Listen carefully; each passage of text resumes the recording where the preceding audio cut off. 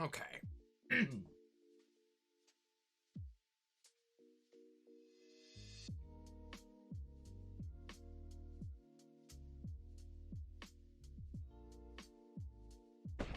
This box, rather large. Significantly so, in fact. This may be as big as the NES box was originally. Kind of saying something. Doesn't show up really well on the camera just because of the, kind of placement of the camera and things like that. But, trying to move the camera. This is what we're going to be making. Quite a lot of pieces. 2646 pieces.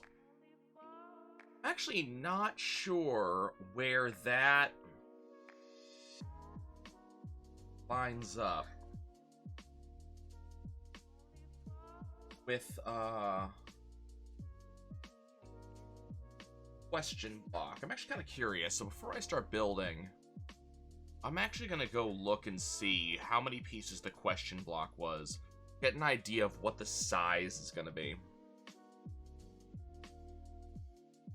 So the question block was a less complex build, 2,000 pieces, 1,064. So we are 600 pieces more. We are almost 25% more pieces on this. So I expect this to take longer than the question block build did. That being said, this kit is multiple pieces. So we have the, have a good way to show this, sadly. Maybe, let me, before I start talking about it, let me open the box and let me look for the instructions. And we'll see if the instruction book is perhaps a little bit more, a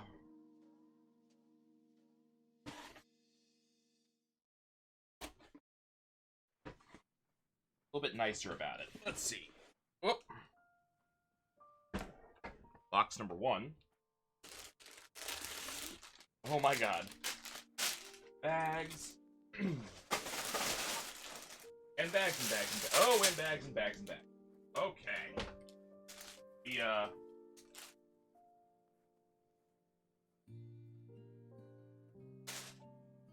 This goes at least up to bag 20.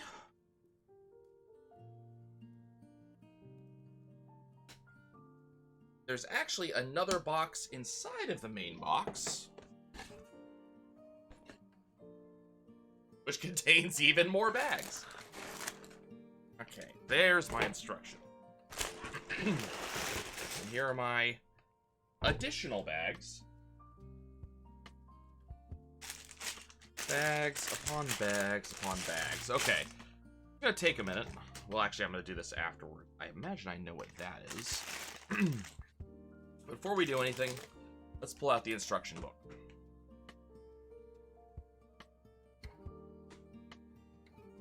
Used this knife for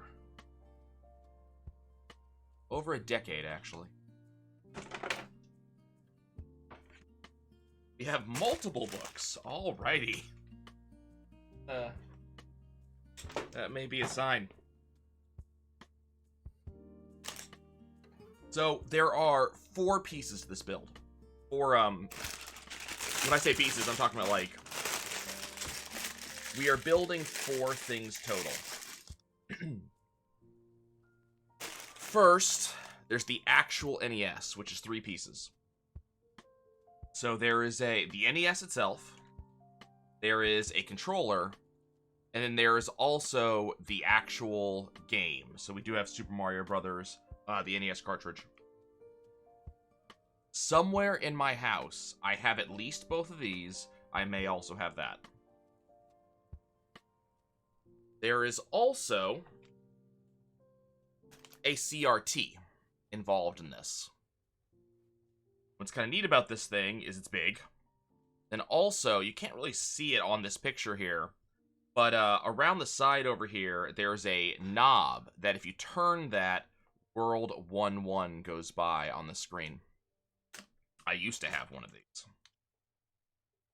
And as a comparison, the question mark block build was the instruction book right here. It's been sitting on my desk. 270 pieces with 391 steps. The NES, not 270 pieces, sorry, 270 pages, 91 steps. 200. Sorry, try this again. 271 pages. There we go. With 392 steps. The NES is 210 pages with 295 steps for the NES alone. That is this booklet right here. And there's another book. There's a CRT. I'm kind of curious. The CRT comes in at 242 pages and 266 steps. So this is gonna be a build. It's gonna be a build of build.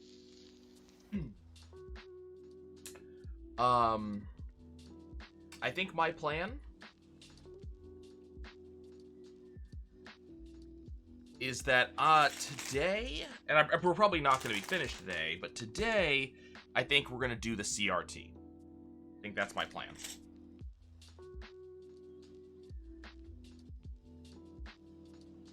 I do appreciate these books, because in the beginning of these books, it actually gives you, you kind of a small amount of, like, history of the item and kind of what it is. The original NES. Here's the original box. You know, the, details about what they intended to do when they built it. They designed it.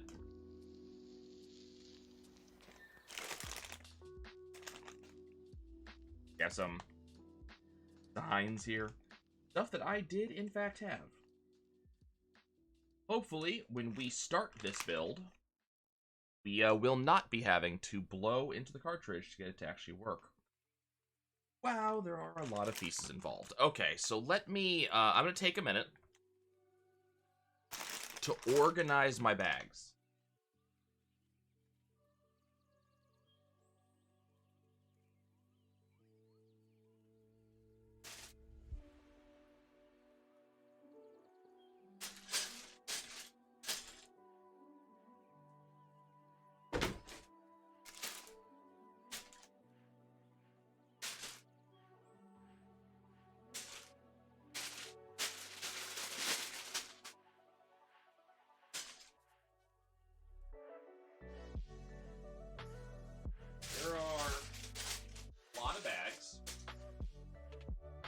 I'm trying to figure out as I go through right now is trying to figure out this box, the one that's actually on camera right now, this box had a certain number of bags and they're numbered. What I'm trying to figure out is if the bags that were in the main box double a number.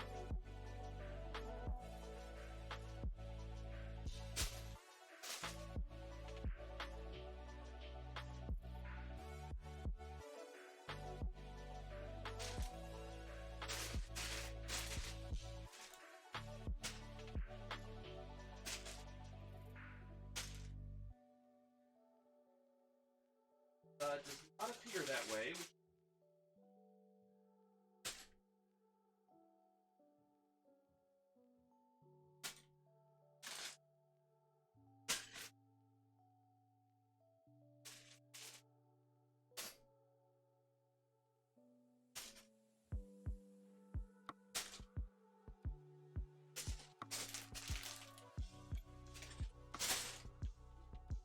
Okay.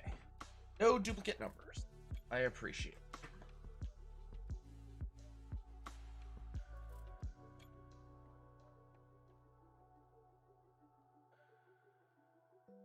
it. Okay. let me go ahead. So I still have bags to organize. 7, 6,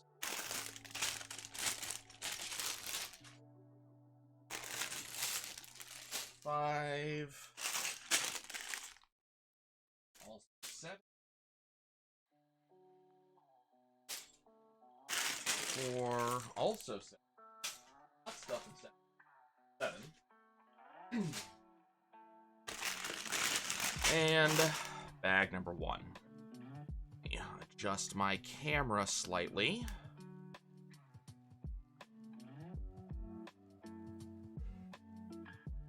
Much as I think you'd like to enjoy the backgrounds of my desktop rotating, something tells me it would not be all that helpful. Here is our gray base plate. Oh. Right. Step 1. So I think I'm gonna do the same thing I did last time. In order to avoid, you know, pieces falling on the floor and things like that. I'm just gonna kind of open up the bags on this kind of space I have on my desk.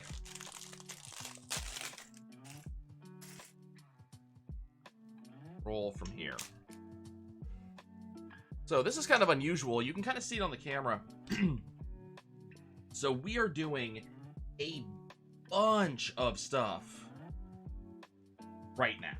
Like, we are building like hell over here. I'm trying to find out a good way to kind of show this on camera. What I'm gonna do is I'm gonna do that right there, and then we're gonna do the build right here. Okay. So let's see if I can figure out what it wants to do. Does it do it this step by step on the ensuing pages? Okay, it does. It does. So we're not we're not trying to do that entire build all in one go. Okay. So we got 2 corner pieces. We got one there, and it looks like this is going to be my other one. Okay.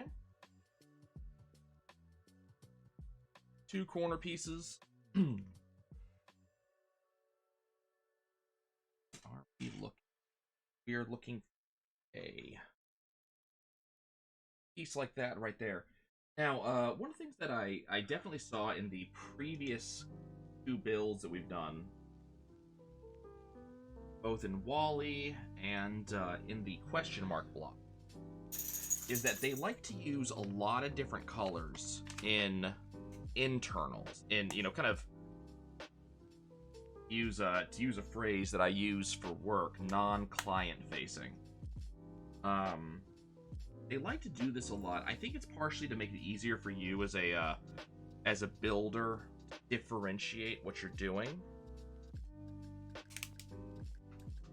which is appreciated. You know, I do appreciate them making my life easier that way.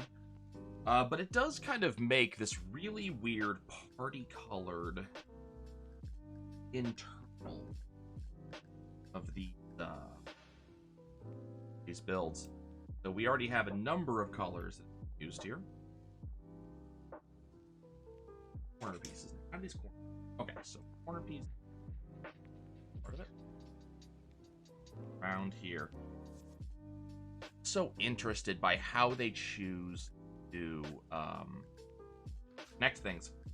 So when we started on the base plate here, it was just, you know, put the corner pieces directly on and that's about it. But here, we're actually using the circular connectors. Connect these side by side.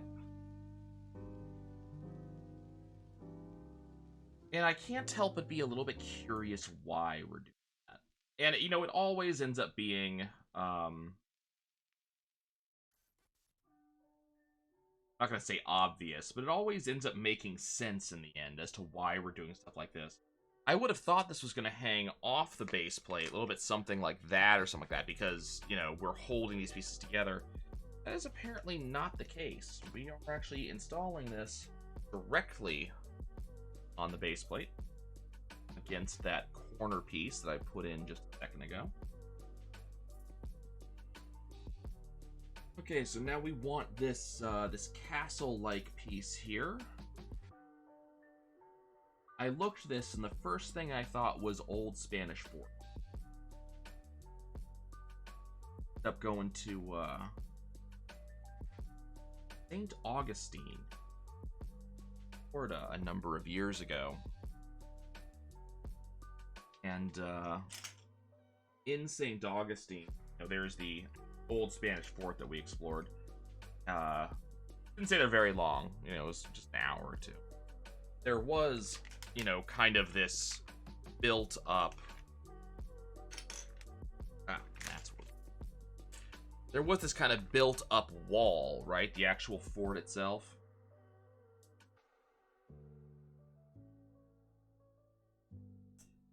That reminds me of that built up wall.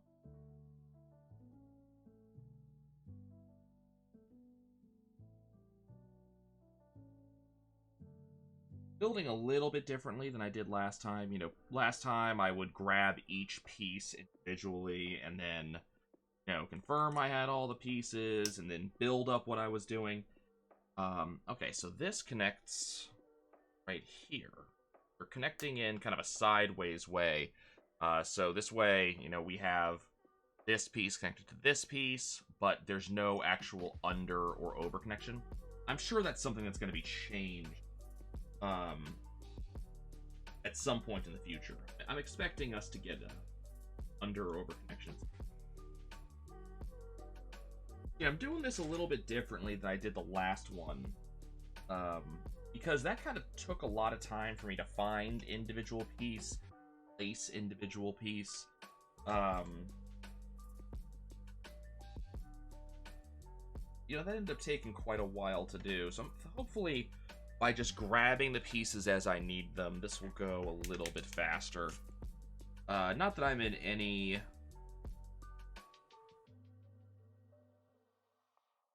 Go. Oh. Not that I'm in any, big hurry to complete this. But,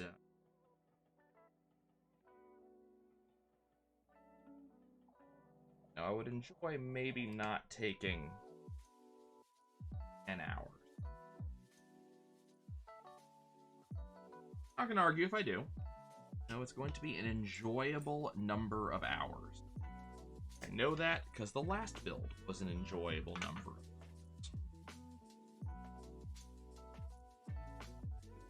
Here we go.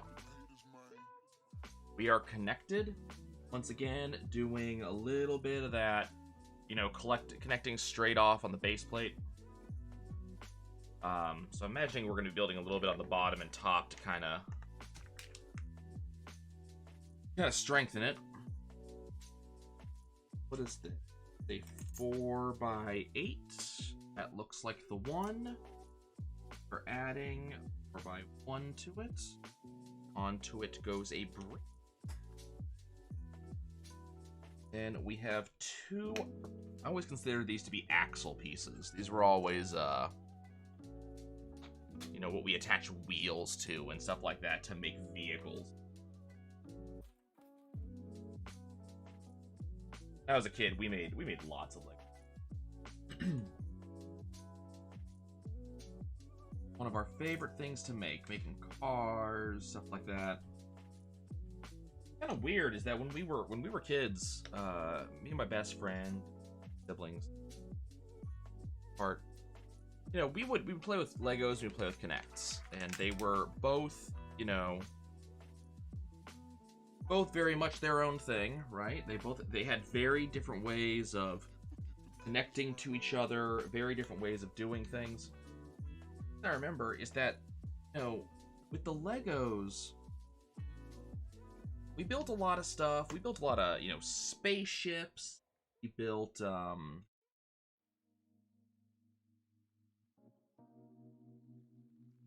we'd build spaceships. We'd build cars, stuff like that. We ended up building a lot of, using the axle just to hold this in place again off to the side, just building off this base. But what we built are a lot of things that I would you know,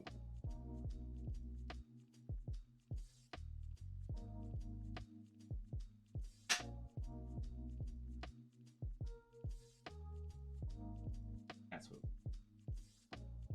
we built a lot of things that I would consider to be kind of positive, I guess. Like we built things that were not, the word I'd use is destructive.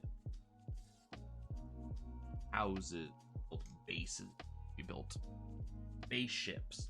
You know, the spaceships might have lasers and stuff like that, but you know, kind of a different feel to it. Like the kind of point and purpose of the constructions were more kind of the exploration and those. Now on here, and we are attaching just like this. So once again, we're using the I don't know, you want to call them pins and sockets, I guess. We're using the pin socket construction, those little axles that I showed just a minute ago. We're using them to connect even more pieces on the base plate. So I can't help but be kind of interested in that, and kind of I find myself wondering, like, is this just like why don't we have a bigger base plate? I think is one of the questions I have. You know, we're attaching a lot of these pieces on the outside, and we are you know, we're gaining a lot more space to work with, but it does make me why don't we have a base plate to begin with? Is it just that the base plate that Lego would need for this construction just isn't there isn't one that exists? Print a brand new base plate? I'm moderately curious.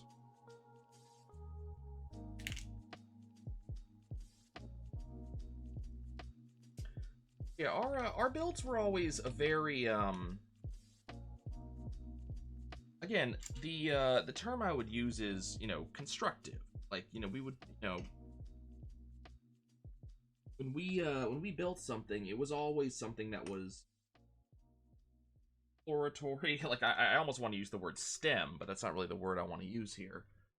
But we always were building something that was a lot more, kind of positive is the words I'm looking for. Connects is what we use to build guns. I don't really remember us building, you know, guns such with Lego.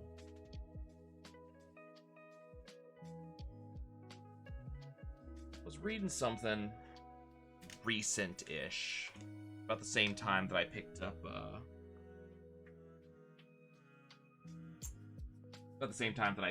the question mark build. But I was reading something, and it was talking about how one of the reasons why Lego doesn't put stuff out in an olive green color is specifically to kind of stop, you know, kids from making, you know, combat oriented.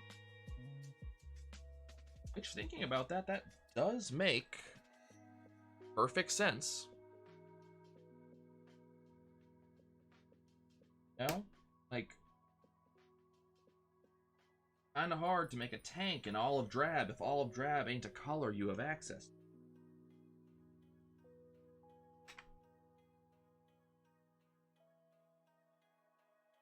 I do kind of respect that. Not kind of. I do respect that. I do respect them making that decision. On one hand, you know, I think about my childhood. Think about what me and my best friend did when we were kids, what we would build and what we would do. And you know, I'm not gonna sit here and end as if we grew up to be people that we aren't. Definitely his was definitely his goal as he was growing up to join the military, but I think that was more, you know, he wanted to join the military because his family had been in the military. You know, there had been a positive military tradition in his family to serve and you know, really to serve and protect, really, if you think about it that way. But apart from that, you know, we played a bunch of GoldenEye. We played, you know, we played tons of gun games like that. Ended up happening to us. So, you know, on the one hand, I do think about,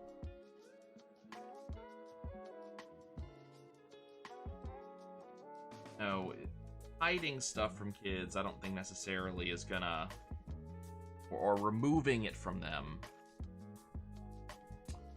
I don't think that's really gonna change fun, right? Oh, this is the... Oh, I see what this is. Okay. I don't know if this will necessarily change a ton if you do that. On the flip side of that, you know, there's definitely nothing wrong with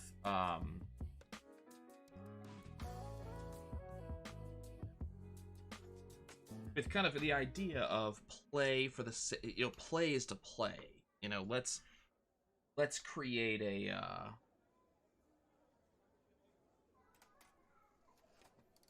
let's create a space for kids where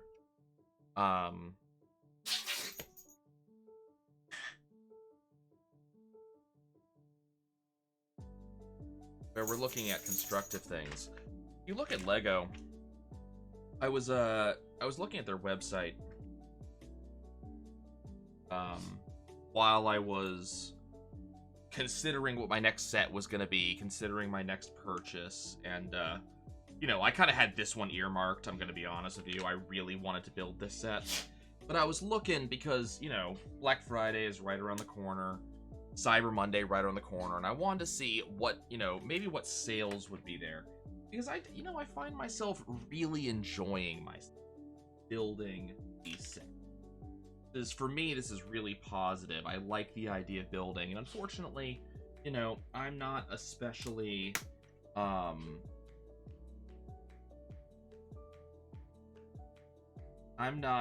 especially handy. So this is a way for me to build something that actually fits within my abilities as someone who wants to do something constructive. No, I don't really have much of, you know, again, kind of much in the way of those abilities. I don't know how to, you know, I don't know how to do stuff with a, the table saw. I don't know how to, you know, I watch Adam Savage and watch him go on, and my dude is just amazing at what he does. And those are just skills I do not have. But you know what I can do? I can get on a camera and I can build a Lego set. And sometimes it's nice to just build something. And then also, you know, I sit here as a gamer.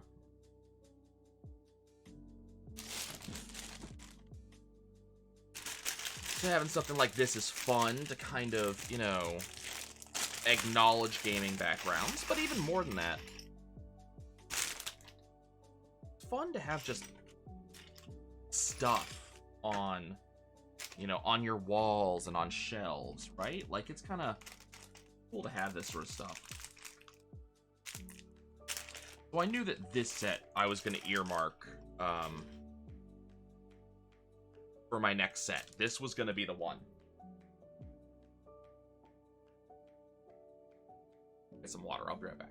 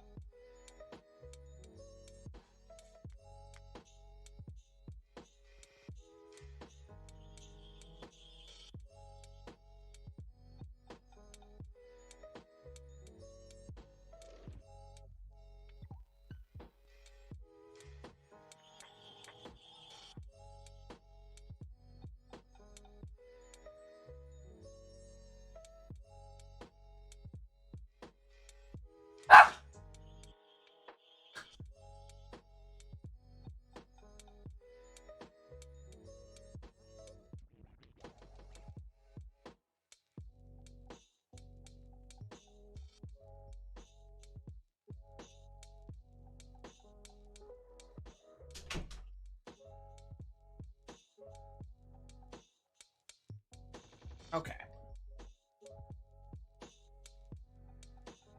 I was saying, spent a good amount of time, you know, looking at the Lego website and just trying to make a decision. What would be my next set?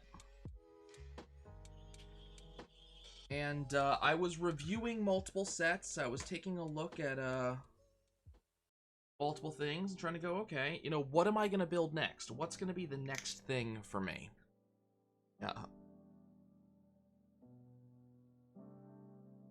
Try this, because this is where I've been actually building here.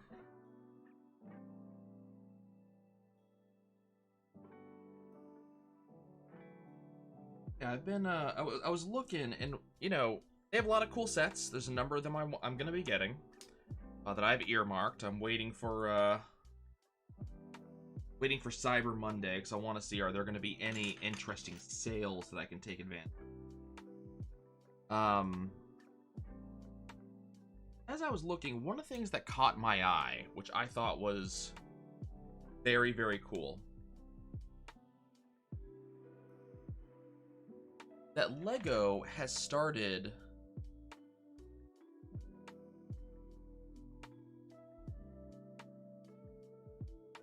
Alright, looking at instructions while I'm talking. So Lego started up a new, I mean, it's been a couple of years, so you know, take it with a grain of salt here. But Lego started up a new IP a couple of years ago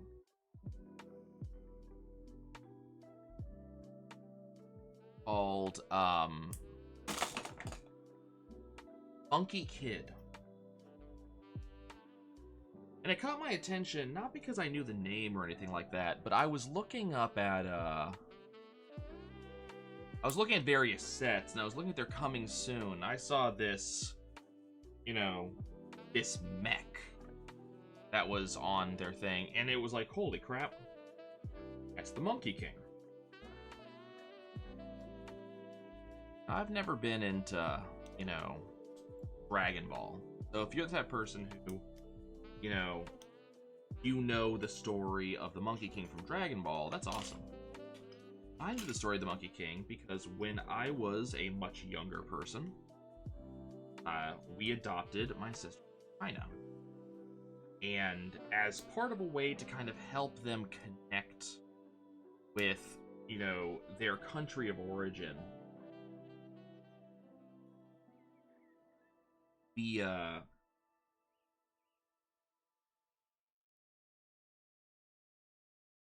we did something called Chinese Heritage Camp, where it was specifically for a bunch, you know, people who were of Chinese descent, but also especially adopted. And it was for them to kind of connect and get some information from people who actually knew what they were talking about, of what their, you know, what the history of that country for them.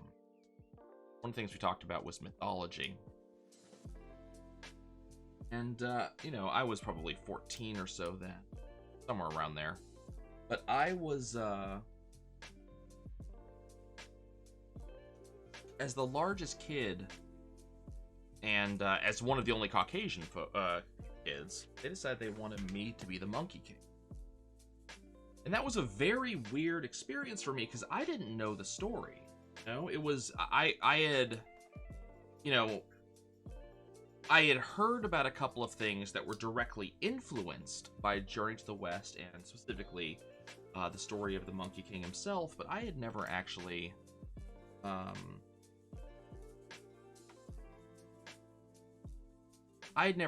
kind of heard the story or knew anything about it. So it ended up being this really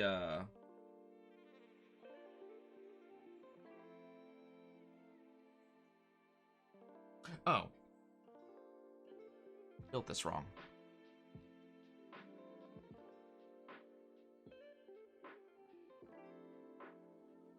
But yeah, I didn't know anything about the story or anything like that, so it was definitely an interesting experience for me. And it wasn't until a number of years later that I really realized just how ubiquitous that story is. Just how much, just how much that story specifically, the Journey to the West, the Tale of the Monkey King, and not even necessarily the entire Journey to the West, specifically the origin story of the Monkey King himself. I was so unaware of just how ubiquitous that story was. Like, you know, there are so many things out there.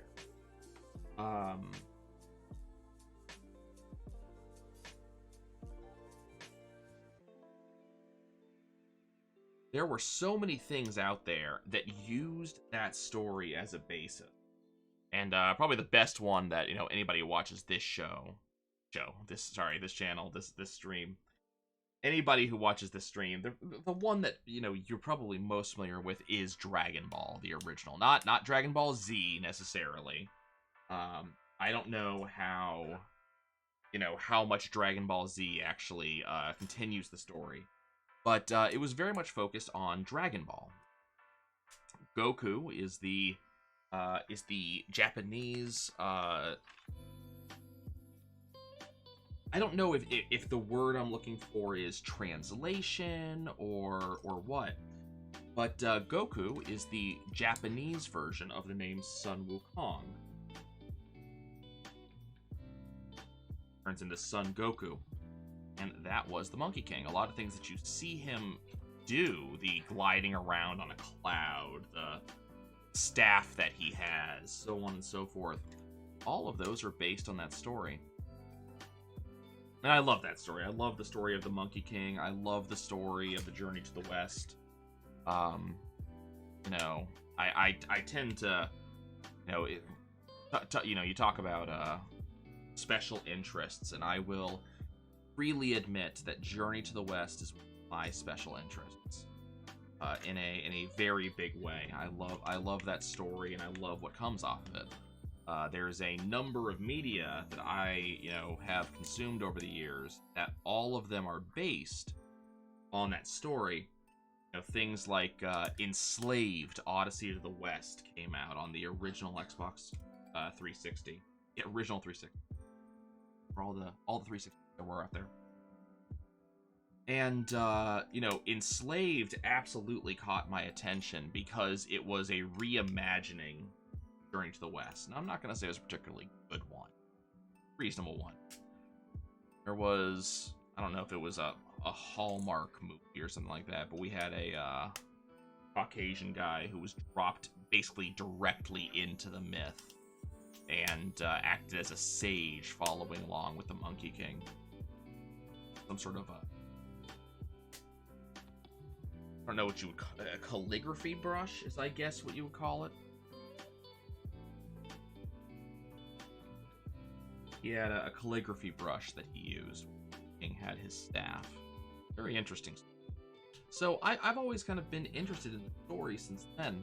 While I was browsing through Lego's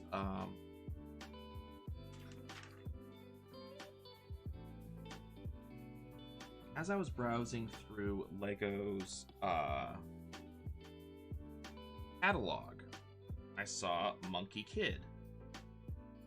And I was very curious because I wasn't sure what it was. You know, I hadn't heard of such a property before.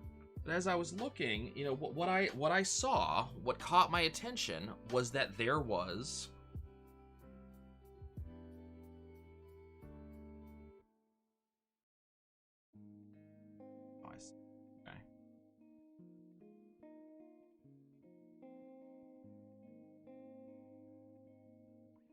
in connection. I'm curious what this is all for. So we've built this kind of all the way in. These go all the way in.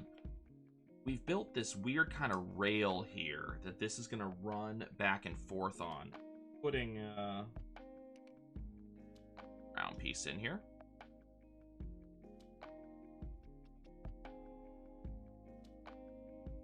Yeah.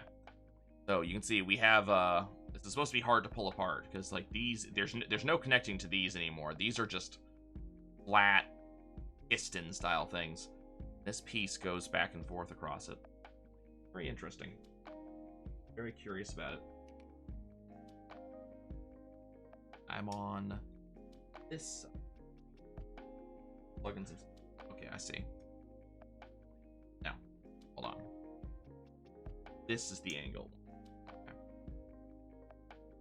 As I was looking, I saw this set that looked like a mech, but the design of the mech was the Monkey King.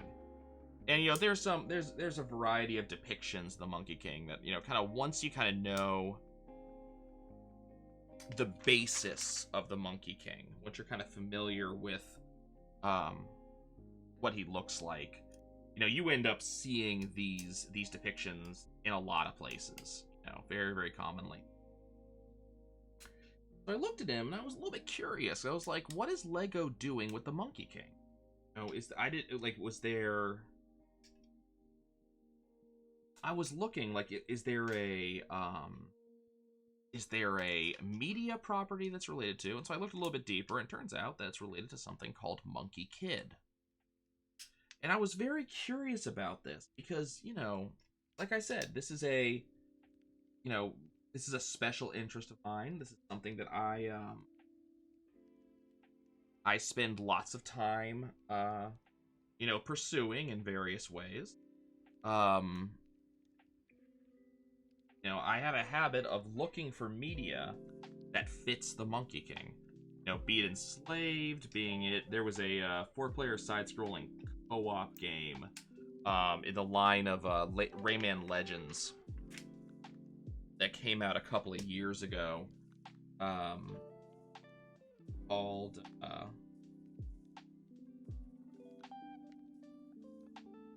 have to go look this up.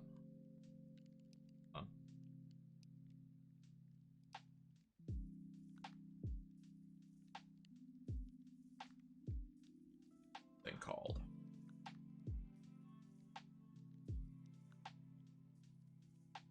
It's gonna bother me if I don't look it up.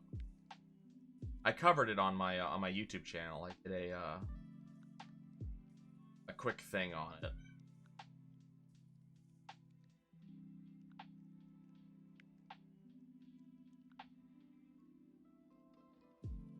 And it's been a number of years, hasn't it?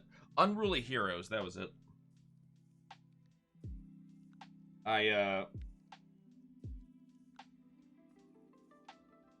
know, I always enjoy stuff like that. So, but I was kind of curious. Like, this didn't seem like a thing where I expected Lego to extend to. And I kind of looked at Lego's description of what this was, and they said this was a, you know, attempt to Legoify a, you know, a specific mythology, a specific, you know, a specific set of legends in order to make it so people could, specifically kids, could more easily learn about it. Which I thought was very interesting. And it was very cool to look at those kits, because each of the kits that I saw, you know, I looked it up, this is actually a, I don't know if it's like a cartoon or what it is, but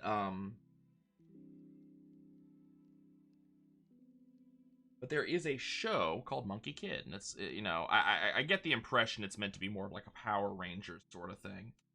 But the show does kind of teach the legend of the Monkey King. And when I looked at the sets, it was super interesting, because one of the sets was the Flower Mountain. I think I have that name right. And, you know, the Flower Mountain, you know, is the place where the Monkey King was born of a egg-like rock at the top of the mountain, which was carved by the winds into a stone monkey, which is how he started. And you know, this you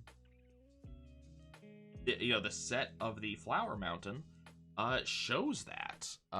There's the, you know, the Monkey King descended and tried to joined in on the you know, joined in with the monkeys that were already down there at the base of the mountain, and the monkeys found a waterfall, and you know, there was a hint of a cave behind it, and so the monkeys said, you know, whoever is, I'm trying to remember the exact way it's gone. It's been a while since I read the legend.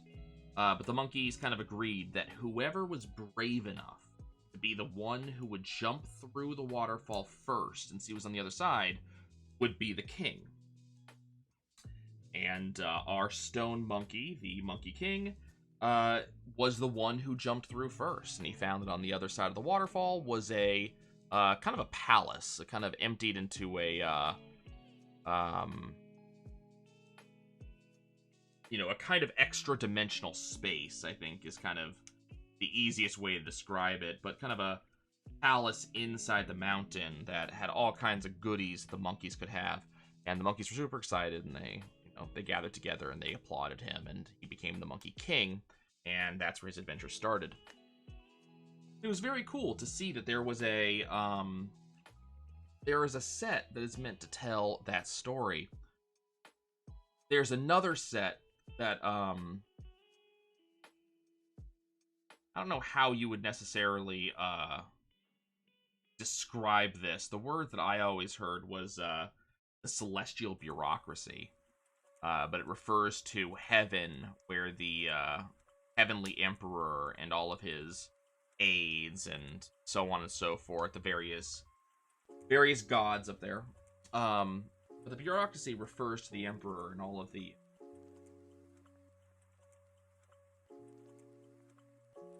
folks up there and where they live.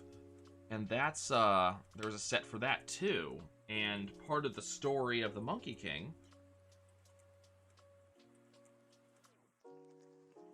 Oh, I see. This goes down here. So what it wants me to do is I don't know how well I can show this. So in there, you have this kind of white piece right here that I put in a while ago. Each of these white pieces has a hole in the side of it. It doesn't show up on the camera very well, but you can see right there and right there. So the idea is that this piece, I'm assuming, based off kind of what I'm seeing here and my knowledge of the NES, I'm assuming that this piece is going to become the tray the games would go in. But what we're doing here, and it's impossible to see if I do it the other way around, so I'm going to try to do it this way, but I'm just doing it backwards. Visually for me at least, I'm bending over to see. But we're going to put these little arms here and shove in these little tan pieces. That will connect those legs to that base piece and give us a hinge, give us a pivot. There we go. So now this will rock forwards, and back. So that's kind of interesting. Okay. We have that lifting piece. So the next thing it wants us to do is on this left side. So we're plugging this in right here. So this brown piece goes... Let's see how this is supposed to connect here. Brown piece goes into the gray piece there, and this is going to kind of hold this in this... I see. Okay, so that is the tray. Kind of holding this in this kind of upright position. What was confusing me is that these pieces, they're kind of empty on one end. So I know that looks like a stud. It is not. It's just a flat end piece. And then it's got the, it's got the kind of Technic 4-way cross there. What I was looking at is that it wants me to shove these in, but nothing holds them in there as of right now. I'm sure the next thing that we're going to do is put something that blocks these off so they can't come out. What it does is we have a tray that sticks up normally, but when you press down on it, it will actually press down. Very cool. But in the celestial bureaucracy, in the celestial palace, if you prefer that, there were multiple events that happened that led to the Monkey King becoming as powerful as he is. Okay, So this little construction I just did goes here. And I'm assuming this is gonna end up being part of the, yes, this is the kind of part of the outside of the NES right here. But that's also gonna become kind of a pillar for us to work with. And that also blocks off that brown piece that I just put in. And then this goes over here, and this blocks off that brown piece as well. So technically there's nothing holding those there, but they're still kind of held in. And so now this tray just kind of exists. And we're gonna lock that in with this orange piece. Then over on the other side, we lock this in with these two. So now our tray is multiple types of locked in. Be a problem. Wow, there were actually a lot of extra pieces. Everything that you see here, all of these pieces right here are all extras from that step.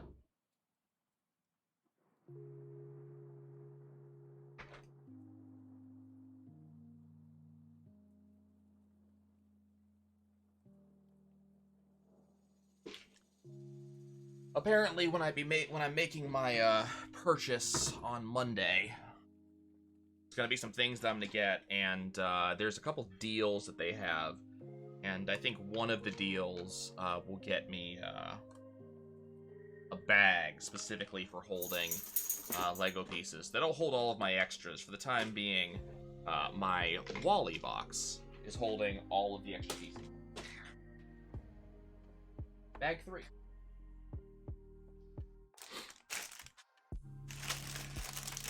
You know, the Monkey King had a lot of powers to begin with, a lot of things that he got kind of right off the bat. Kind of very interesting. Things like his, you know, his cloud walking shoes, for example, were things that he got very, very early. Well, not cloud walking. I forget what his shoe, the deal with his shoes was.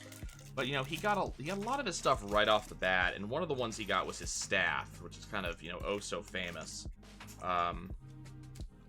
Super powerful and can grow from, you know, the size of, I believe it's the size of a needle, to the long staff that he had, and even longer than that. I think it was effectively supposed to be limitless, if I remember correctly. But there were a lot of different abilities that he got over time from various sources. And, you know, the chronology of it is kind of interesting. If you kind of read through and kind of look at when he gets various abilities. But a lot of his abilities come from some time that he spends in heaven.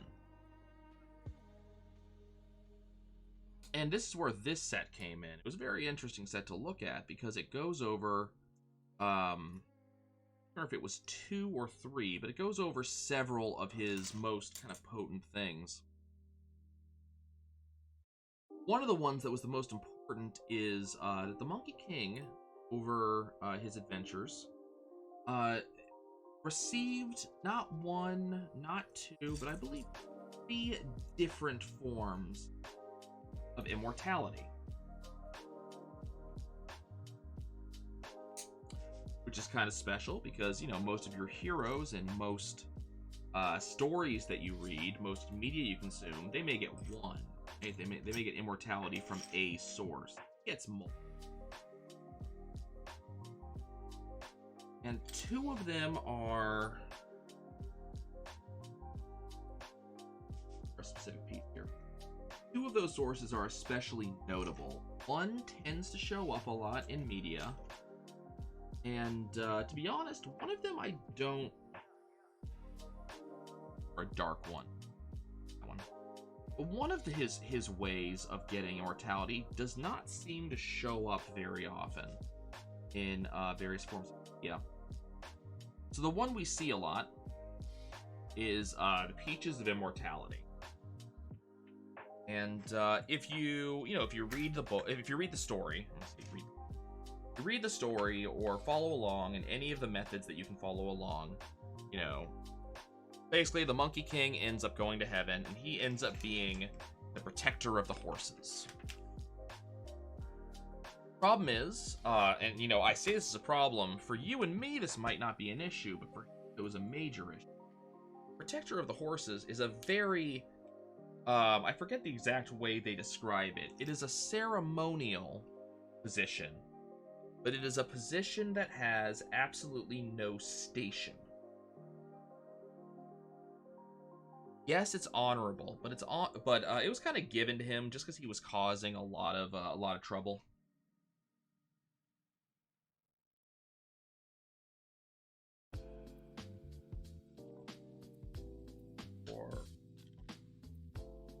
But the position was given to him mostly because he was causing trouble, and the idea was to keep him out of trouble. You may have heard the title "Great Sage Equaling Heaven," title that he wanted, because he was fairly powerful and he was going to cause trouble until he got it. One of the things they gave him was this position as the kind of keeper of the horses. But the problem was this position did not come with station. No, it didn't come with it was a ceremonial title, but that title didn't really do anything.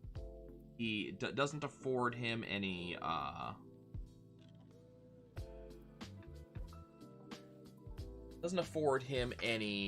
real honor or anything like that. He doesn't get any privileges out of it. He just gets that station. And so one of the problems that ends up happening. Hey, Ender. Can't see it, but these are what I'm putting in. They're going up here.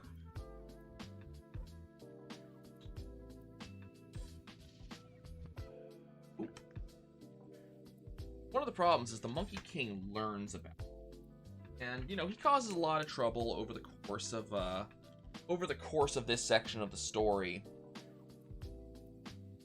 As he learns that, you know, his position that he's being given not come with any privileges or rank. And one of the things he does is he learns there's meant to be this, you know, amazing festival where they would eat the peaches of immortality. When he asks to take part in this festival, he is told about his station. You know, he is not one of the people that is a big deal enough to get one of those peaches. So, being kind of peeved about this concept, the fact that he is not, you know, going to receive peaches of immortality because of his station, he, forget exactly who, but he impersonates one of the notables who goes into the garden of the peaches of immortality, tells the guards to leave so he can do his inspection to, you know, make sure the peaches are good for the banquet that the Heavenly Emperor would be part of. Then he proceeds to eat all of them. So he gets immortality not from one peach, but from many, many, many, many peaches. Which, you know, that's probably going to cause a problem at some point, right? Gets found out, big row happens, gets punished. Now, the peaches of immortality you tend to hear about with many of the different, you know, interpretations of the story. What you don't hear about often is, Lao Tse. Or much about his furnace.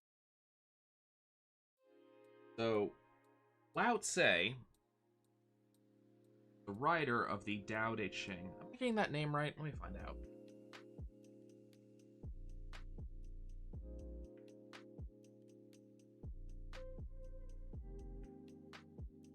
Now, Lao Tse, there's a couple different pronunciations, or writings for it, or pronunciations for it, I believe. But Lao Tse, in heaven, one of the things he makes is the pills of immortality. Highly regarded, very important things. And in his adventures, the Monkey King ends up eating all the pills of immortality. Now, that's not just one pill, that's many pills, not just one peach, but many peaches. So he has, from many different sources, mortality. And when he's found out, they're trying to figure out how to punish him, and the punishment they decide upon is to burn him, incinerate him into a crisp in the very oven that Lao Tzu uses. That Lao Tzu uses to make those pills.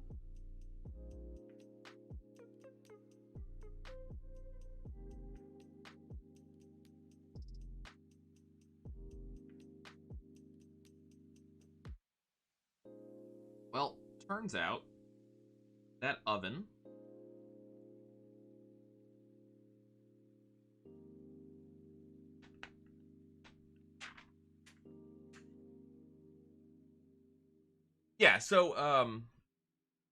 Lao Tzu, one of his things, one of the things that makes him special is that he made the pills of immortality.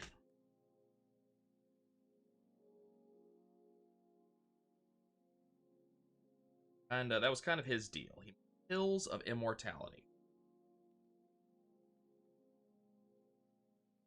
The Monkey King, in, the various things that he gets up to. I'm truncating a lot of the story. There's a lot more to it than what I'm talking about. But the Monkey King, as part of his nonsense he gets up to in heaven, ends up stealing a bunch of the pills and then eating them. So not only does he have immortality from the peaches, not one peach, but many peaches, he now has immortality from the pills. Not one pill, but many of them. It ends up being a really big deal. So they decide the punishment passed down by the Emperor for the Monkey King to be burned, be incinerated inside the very oven that Lao Tzu uses in order to make his pills. But it turns out that the oven uses 5 elements-ish.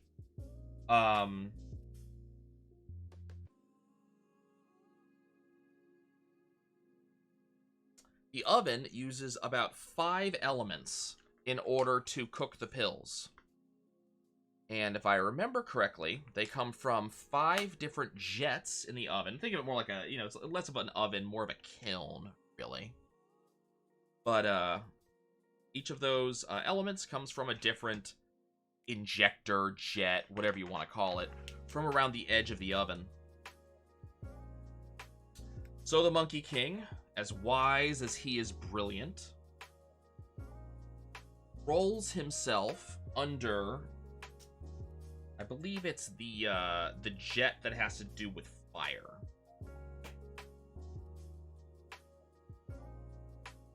And is able to save himself that way.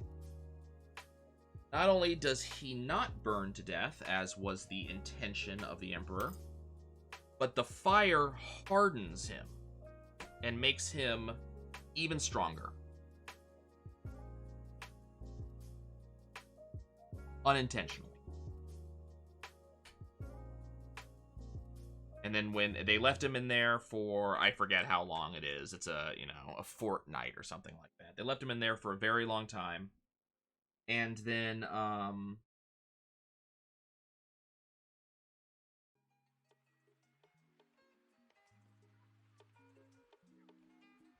figure out where, having me put a bunch of pieces down, trying to figure out where they all go. But yeah, so he left in there for a fortnight or however long it is. It's a good long time.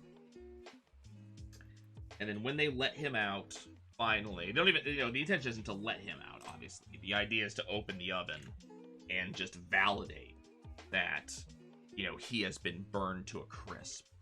He jumps out and starts fighting his way out of heaven, which this will be like the second or third time he's done it, so it's kind of old hat by now. But he's successful. And there's a bunch more of the story after that. We could talk about how, you know, how the Buddha traps him and all that. There's a lot to the story at the end of the day. But what kind of fascinated me by all of this is that this Lego set that I was looking at showed off, because that's just how that oven works. You know, I don't know the difference between the various immortalities and what makes this immortality works different from that immortality, but the oven was supposed to cook him. And it didn't quite work. Well, unfortunately for the heavenly bureaucracy, for our purposes, and for the Buddha's purposes, when that comes around, this is a good thing.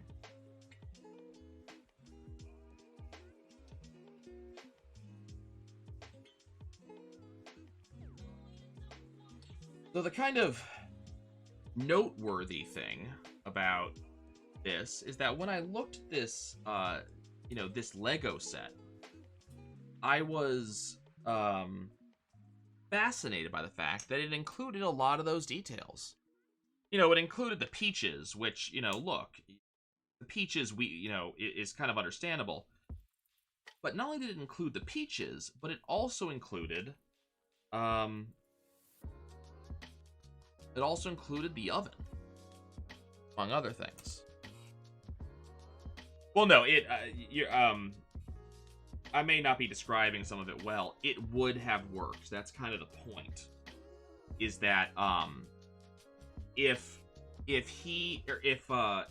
the Monkey King had not rolled under the side he was immune to, it would have worked. He would have been burnt to a crisp.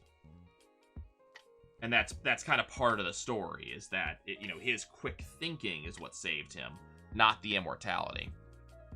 Basically, what I gather about the story and kind of how things work is that the elixirs of immortality and such just let you live forever. They don't make you invincible. And even after all this stuff, the Monkey King is not invulnerable in any way. It just so happens that he is very, very strong. And thanks to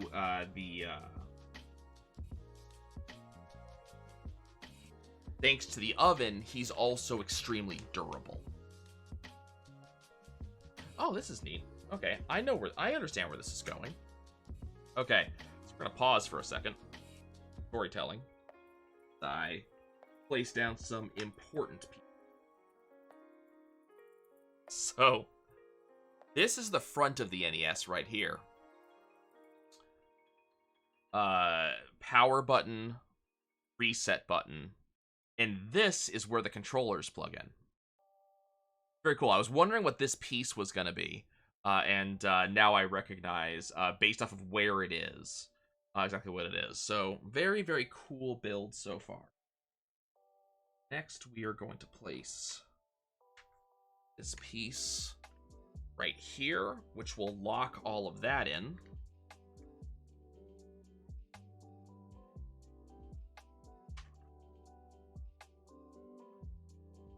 Okay.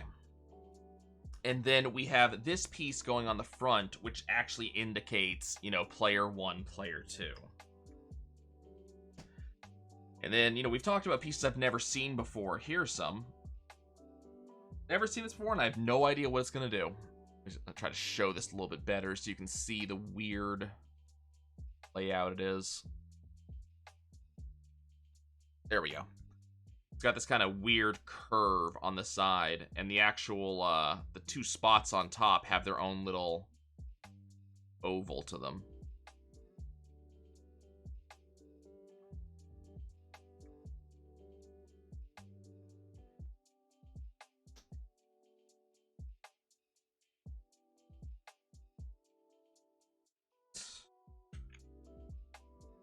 goes right here.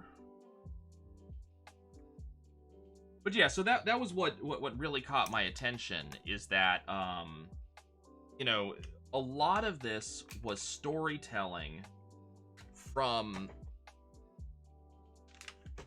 kind of directions I would have never expected. So you're not going to be able to see us very well on the camera, but there's power.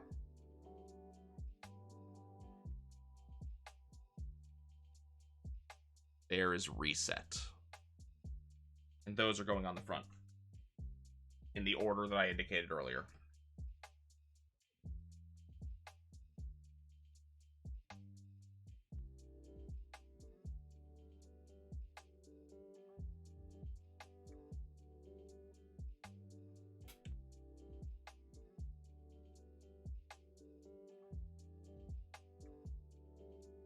Power and reset.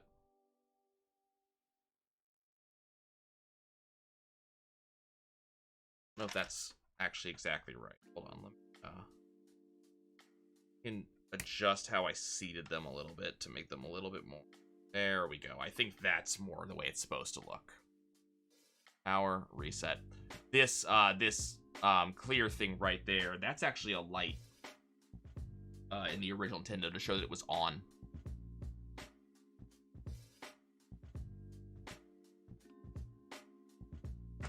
Okay. Okay, all that are left over.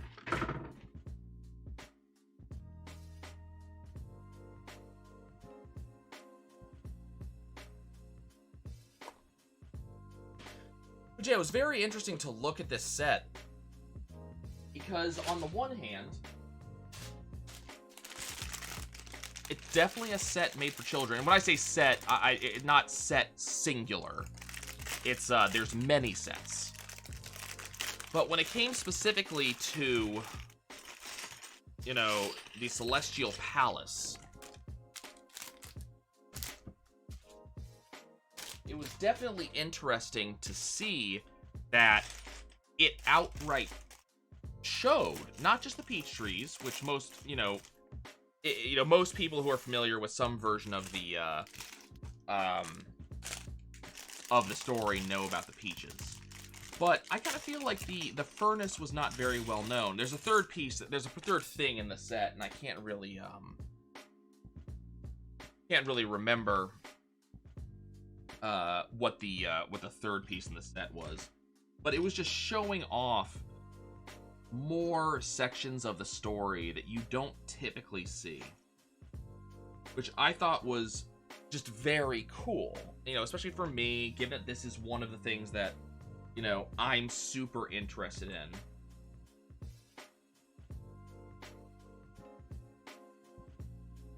Oh, I'm on the wrong side here. You're working back here now. But it was definitely just ridiculously cool to kind of see, I have water bottle. I hydrate. Thank you for the redeem. Also, hi, Lyra Lee. I'm trying. Lyra Layan? I'm going with that. Lyra Layan. That's my guess.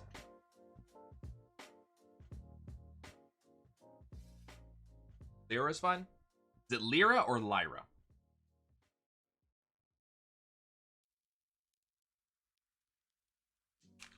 It was definitely very cool to see these, Lyra. Okay. Welcome. Good to have you here. I've been pronouncing that wrong since I was a kid, to be honest. Like liar? Okay. Been pronouncing that wrong since I was a kid when I read The Golden Compass. Okay. Here. Well. I'm gonna try my best to construct this in a way that's easy for you guys to see, but I can't always do that just because of nature. Read those books out of order?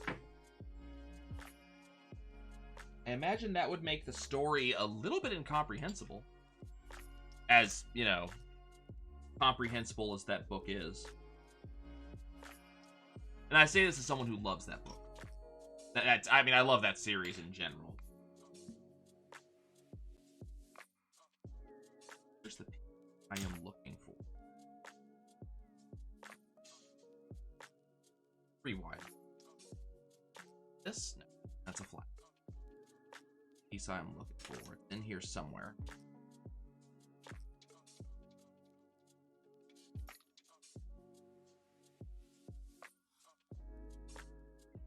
Second one caught your attention, the subtle knife. I mean, let's be fair, a very good portion of the subtle knife doesn't need the previous book at all. I cannot find... Looking for a piece. Normal brick. It is 3 wide.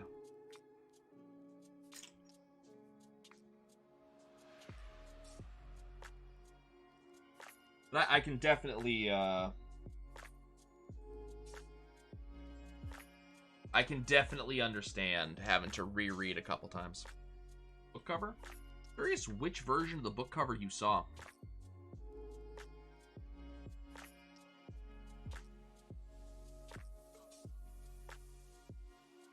This? Oh, I did.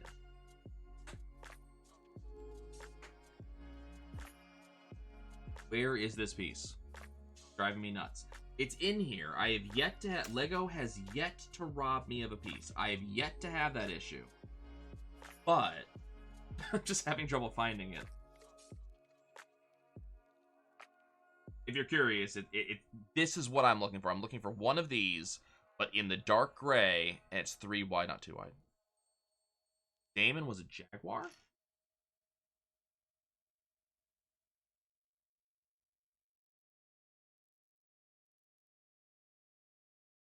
It's been a long time I have read through series.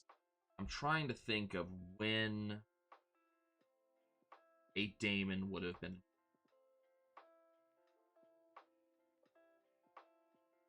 While I'm looking.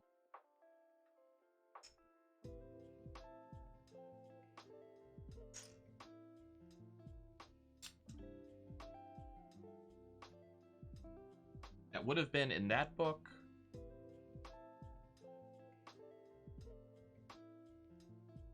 Oh. Interesting. Huh. Very interesting. I don't remember Pan being a Jaguar at any point in the story, but I have to go reread it. That's not one of the covers I've seen. That book's been reprinted a good number. Where is this piece? This is starting to drive me nuts.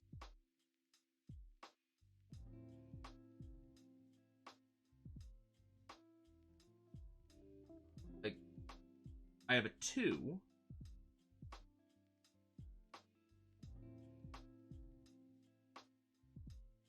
This is driving me nuts. And I don't want to continue without it because it's just part of the wall. So this is not kind of like one of those things I can just ignore and, you know, replace with something else.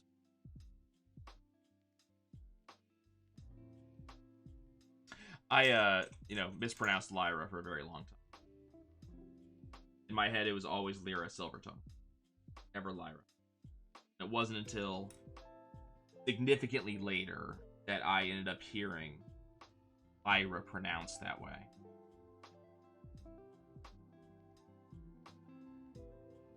Okay, let's see how long I can ignore that piece. Are we building on top of it right now? We're building on top of it right now, so I don't get to ignore it. Okay. I mean, I opened the right bag, I'm pretty sure. Let me go validate. Did I open... What bag was this supposed to be? Supposed to be bag 4, right? I opened bag 4.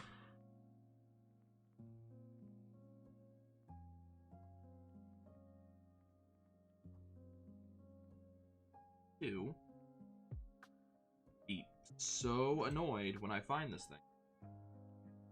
It's not this. This is black. I need a gray. Sideways. Let's see if it's like, if it's under something.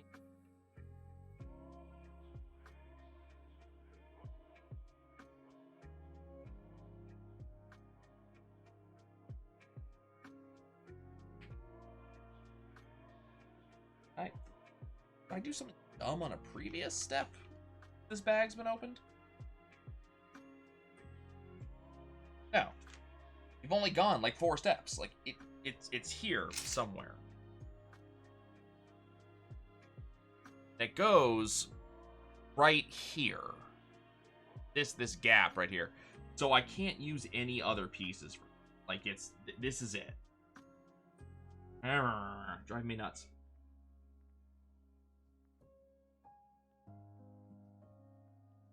I'm really, really hoping that they did not send me a bag that is missing this piece.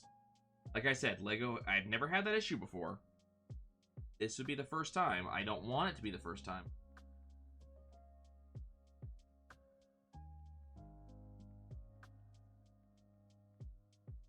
And unfortunately, I do not have an extra piece to put there.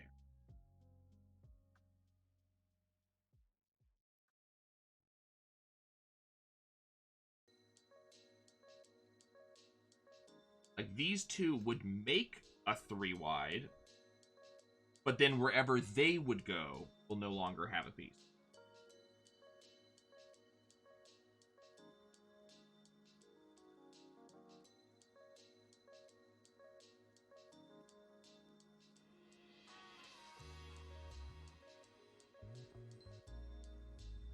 Why? Okay. So I need to figure out what I'm gonna do so I can actually continue the build.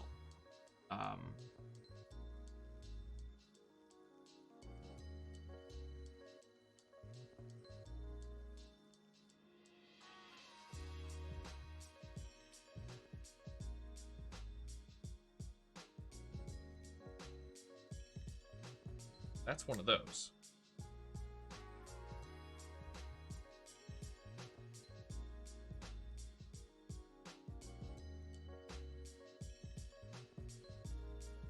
I'm just kind of looking at all the pieces and going like, am I in some way, you know, colorblind or perhaps actually blind?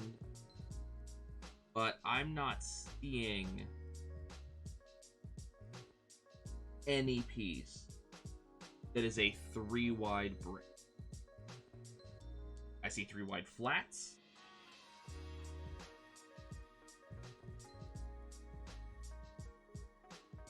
Okay, let's see something.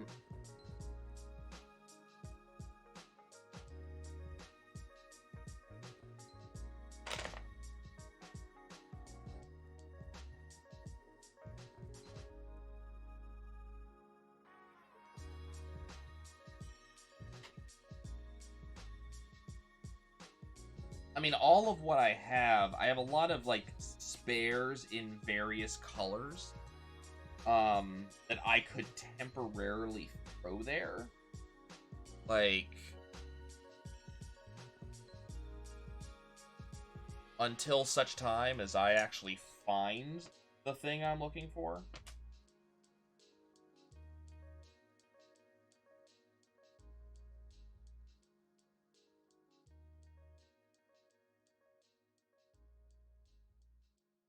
Fortunately, kind of all I actually have right now are a bunch of studs. Just these things. Which, you know, this will work for now. Have to make it a 3x3. But God, this is gonna look so wrong. I'm gonna have to reach out and let them know.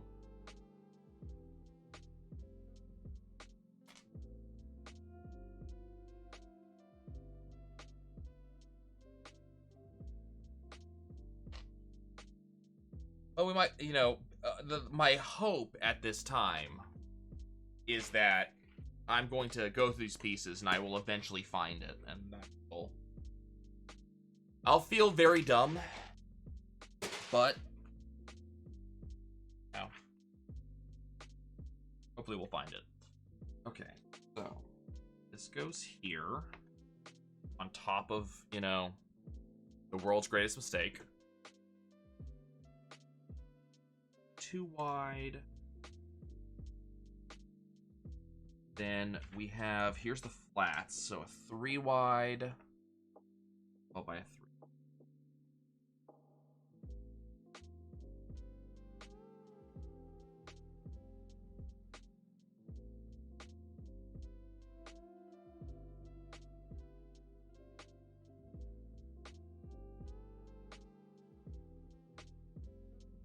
We do. That green piece goes there. We're basically just locking in the side now. Which, you know, on the one hand, I appreciate that we're locking in. On the other hand, I'm getting kind of worried. Because we're going to be putting in layer after layer on top of that crap. And it's going to make it very hard for me to fix later when I actually find the piece I'm missing.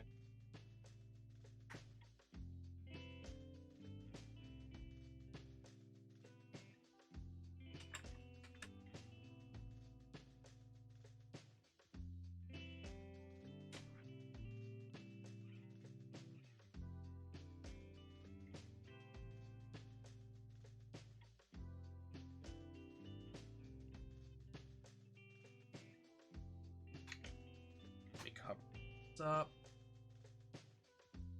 there, a 3-piece,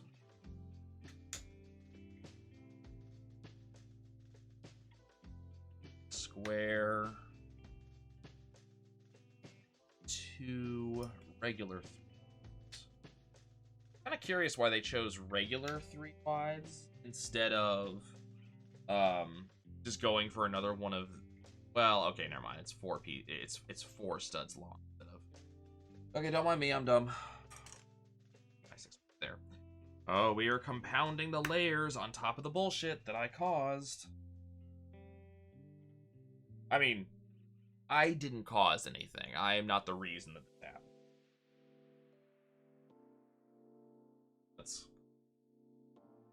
Let's be honest about this. I did not cause a problem. There's a missing piece in this bag as far as we can tell. Unless it's somewhere in here and I'm blind, in which case I caused the problem.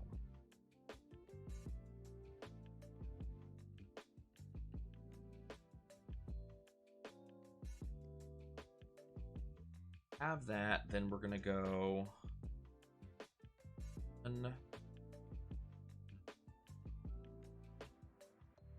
Yeah.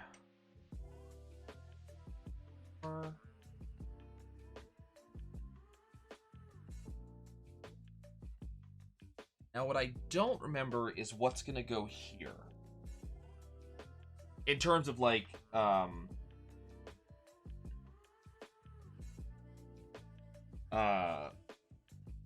this in relation to the real original console.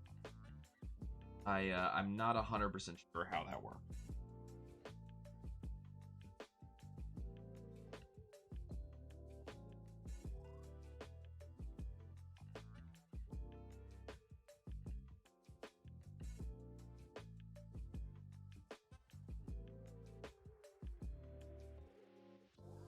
Seat.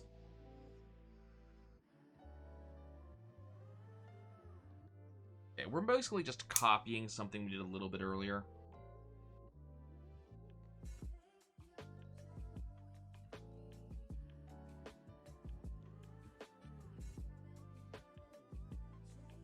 So just gonna give us this kind of angled bit. What I don't know is what we're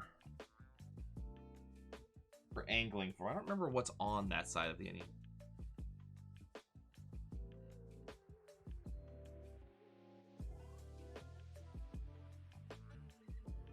There's a bunch of plugs and such that the NES had. Not a ton, you know. We had the power plug, we had the, you know, the AV cables and things like that. You know, a lot of stuff that you'd recognize on modern consoles.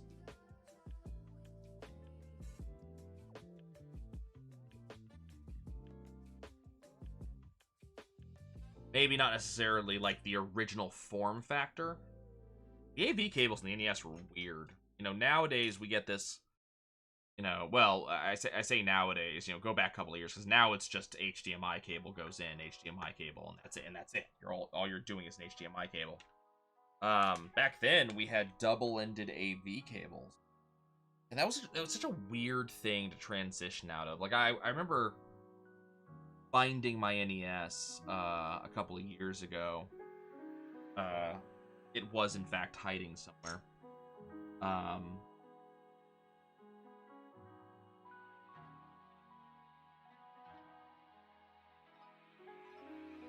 And you know, I was missing the double-ended AV cables. When I say double-ended, I mean both ends are male side. Both plug in, so it plugs directly into the NES, and then also plugs into the TV. Whereas, you know, for a number of years now, and it also it's AV on both sides, so red yellow on both sides. Whereas if you look at something like, you know, the Xbox 360 or, you know, the PlayStation 2 or, you know, something along those lines,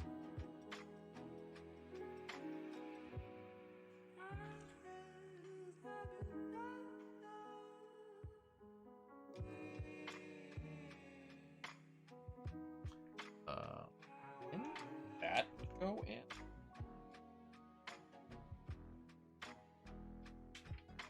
A very, very, very long time ago. When you look at any of the consoles that were out after NES, but before HDMI,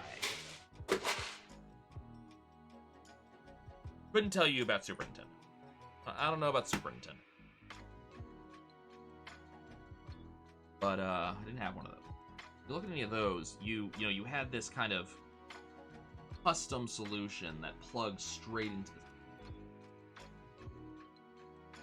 But even if you're talking about like PS1 or PS2,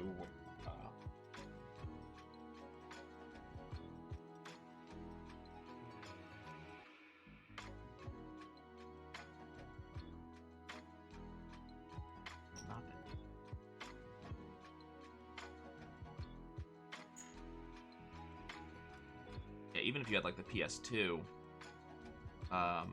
you ended up having this kind of, you know, this proprietary thing on the one end. The other hand, white yellow. The NES wasn't like that. The NES plugged the red, white, yellow directly into the back. Which again, that was kind of weird. Very weird for me to get used to. So there are plugs that we are going to be seeing on this build. There. Oh, it goes here, not in the middle.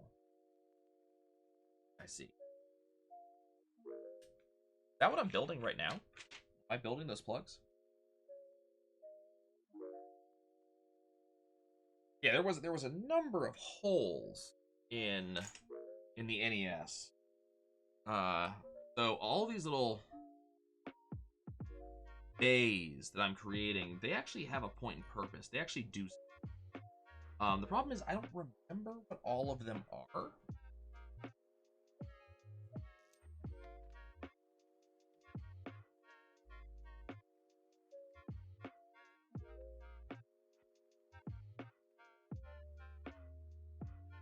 Some of these kind of gaps being built in here, I don't know what they do. Like, I don't know what we're building. Some of them I definitely know. You know, some of them I look at them and I go, okay, I know exactly what this is becoming. I know exactly what we're making. I know what this is gonna look like at the end of the day. Some of them, though, not.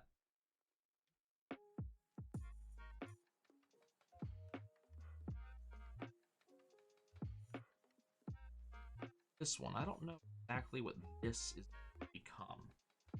Going back here, and given the form factor there, it looks like it's going to be a plug of some sort. Especially when you consider like the front, where we did the controller ports. So probably going to be a plug of some nature.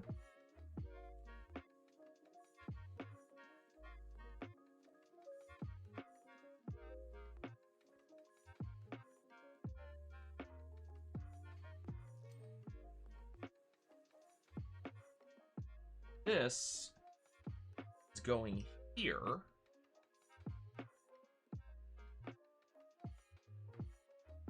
I'm curious how we're going to lock that into place. Turns out I'm getting my answer right now. I was curious how they design these things. I just don't have spatial ability. Some of the stuff. That's how that's looking. I don't know what that is yet. But this is kind of an interesting thing. So this piece right here is not actually connected to anything. It's actually upside down. So here's the underside of the studs up here, and they're using these two brown hooks to press into the white piece and just to hold it there. And I don't know why they did that. Like, it's interesting. Like, I think it's cool. I have no idea why that's a decision they're making. Like, are they doing it just to, you know, maybe teach us a different way to build? That way, if you go do, you know, your own personal build in the future, you know how to do apps.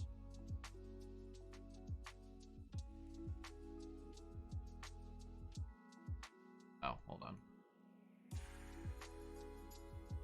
Apparently it's dark gray on the bottom, black on the top. And we have this small... Oh, bad. We have this small gray piece. Goes in there.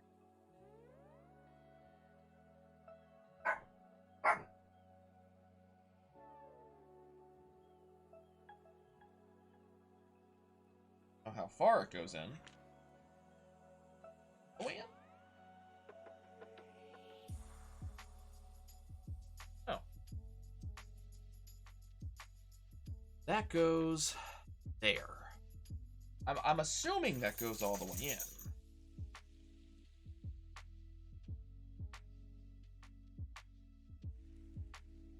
It looks like it does. That might have been a reset button.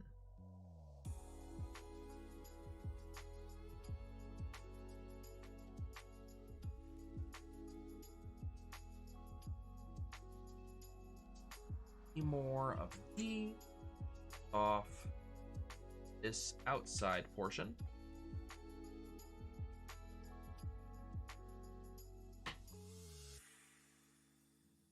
No, not seeing that missing piece.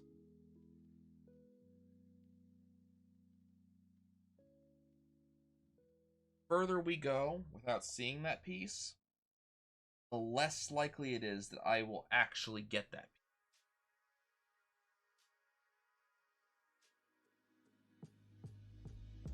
Okay, so we do have a black flat gray flat. No. Oh. No.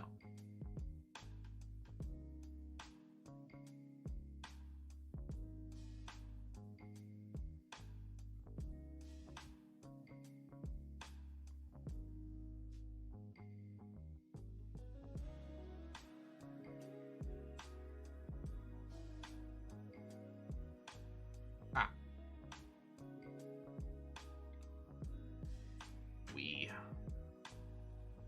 are black here. Yes, that's what I thought it was. Okay. Now, audio, video.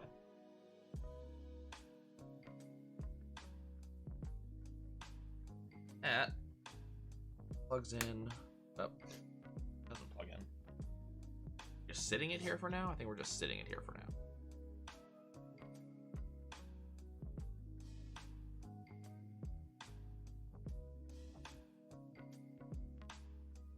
I think for the time being, we're just sitting it.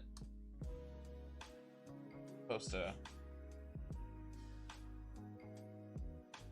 Oh, I have it upside down. Nice. Couple of things. Maps. Do like that. Then. Direction am I? There I am. Then. That. That makes a little bit more sense.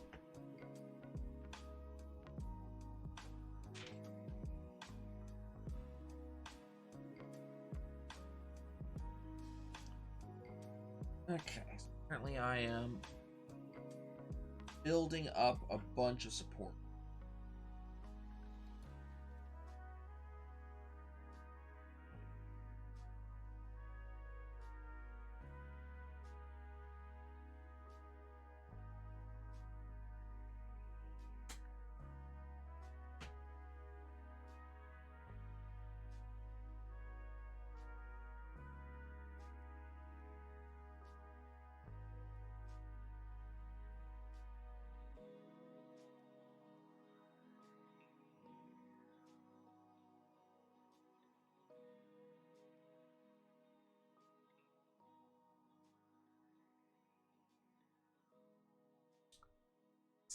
This goes here.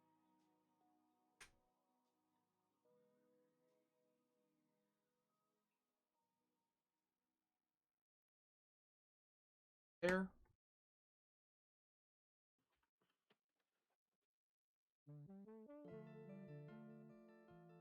That, like that. That locks most of it into place. Adding some, I guess some more structure on top of that, looks like.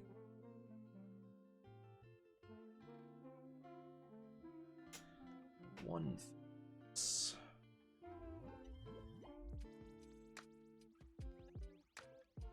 E 4 3. This goes into place, and now the audio video section is now locked in. Red piece goes on the inside.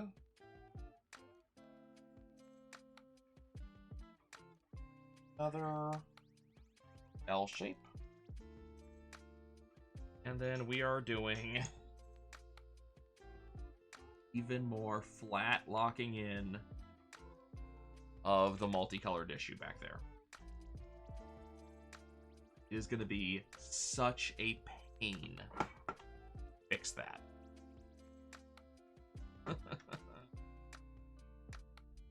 Oh no.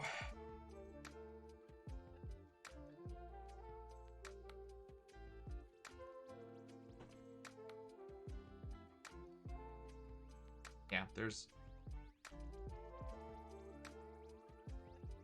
no piece just lying around.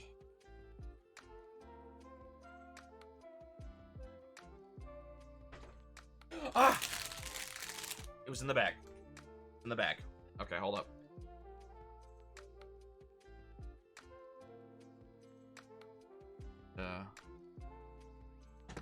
Take off multiple pieces in order to access that.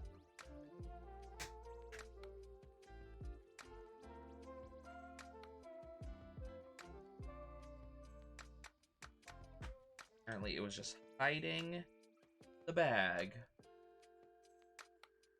I am glad I thought to look for that.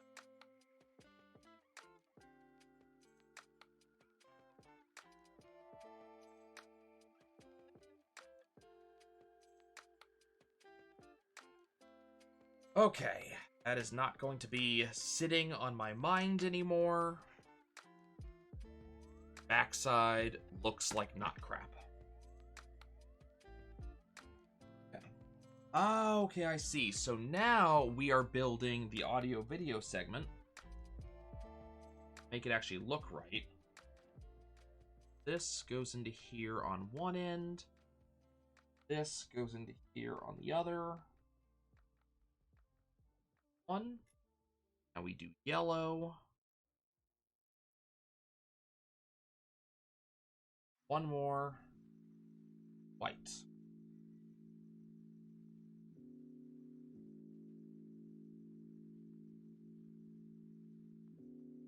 Red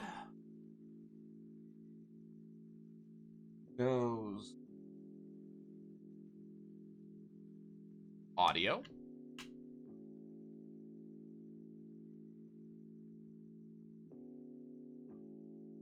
One. Red. Yellow. Video. Back here.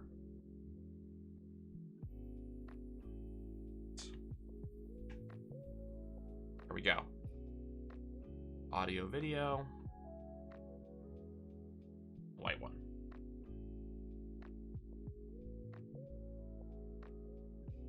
Lying if I said I actually remembered what the white one actually was.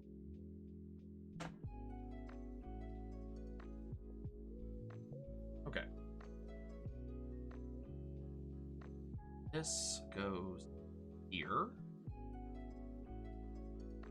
This goes here.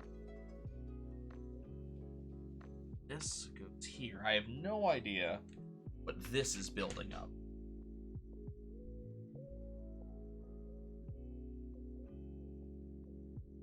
Hello. You know, I did say earlier that Lego has never missed a piece for me thus far. Could have kind of taken that to heart, shouldn't I? Lego has never messed me up.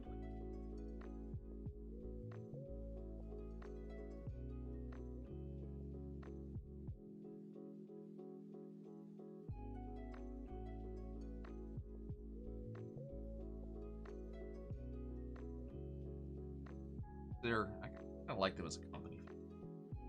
You know, a lot of companies, go over buying stuff.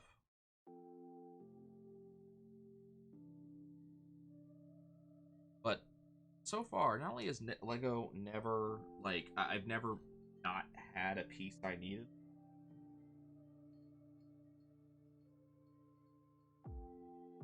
I also have no doubt that if I was missing,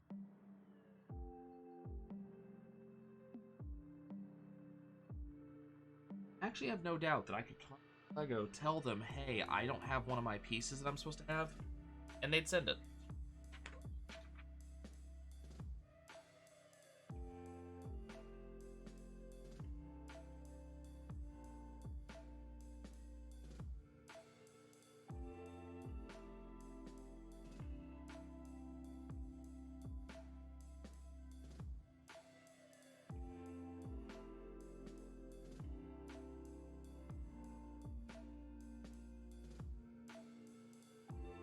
That apparently.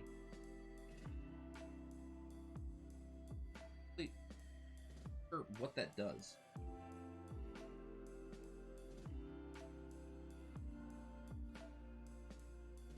To be honest with you, I'm not sure what that's. Having me put this piece in, reinforce. So there's the this is the piece I just put in. There's a long piece I just put in there. I don't know what that's actually for, to be honest with you.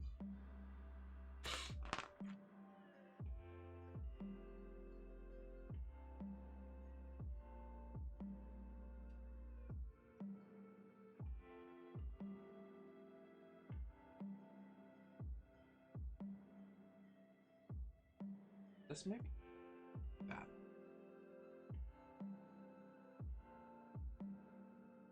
Tall piece. Cross.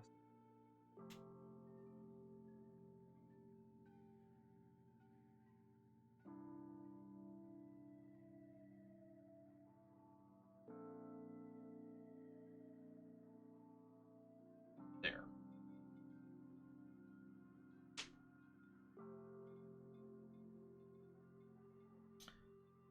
Okay. back at the backside.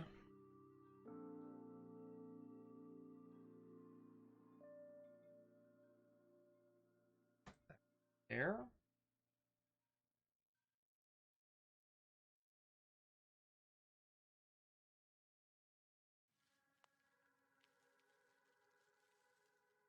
This.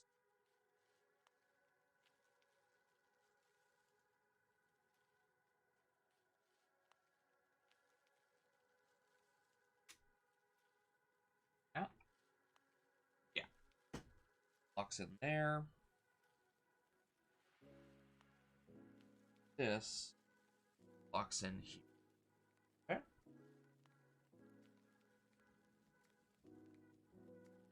This goes on top of that.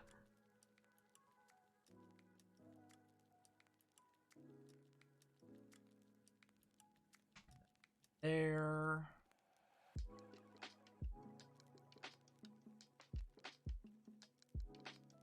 I don't know. I find it interesting to think about the fact that I don't doubt that Lego would take care of me if something. Not something I often think about a large company, you know?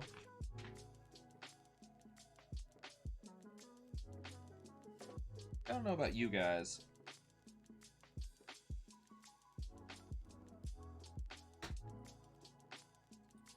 How about you guys? But it's not very common that I think of, you know, a large company, multi-million, multi-billion dollar. I think, you know what? If something bad happened, something I purchased for them, service I got from them, they'd take care of it. Kind of a sad thing to think about. I think about the state of that. Like, a lot of these companies, I think they should be doing well for us. They kind of just don't, right? Yet I can't help but sit here and think, you know what? Lego's one of those companies that would. I used to think that, not Square Enix entirely, but I used to think the crew of Final Fantasy XIV was the same way.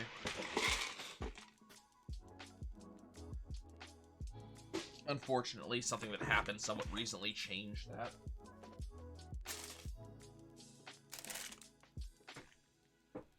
Not necessarily all the crew. You know, Yoshi P is still an amazing individual. The main team is still awesome. But I'm a little upset at the support crew. And some of the decisions the support crew makes obviously comes down from on high. So, you know, it might be Yoshi P to be upset at.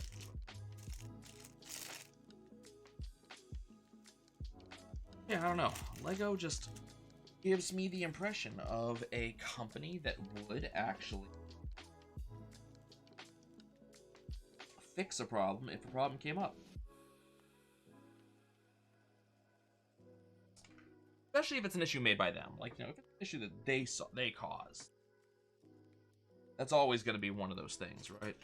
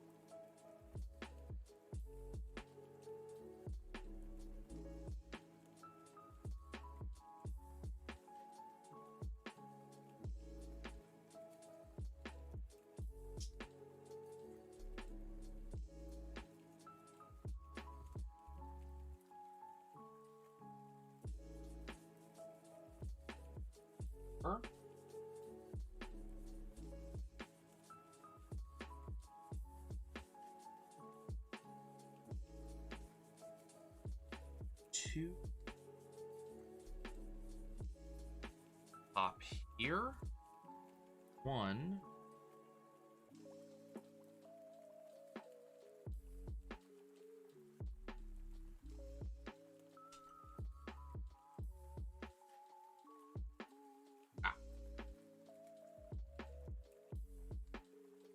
Front here, it looks like.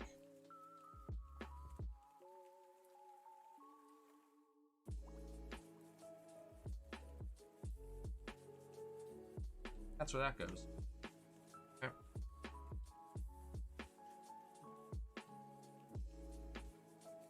Eek.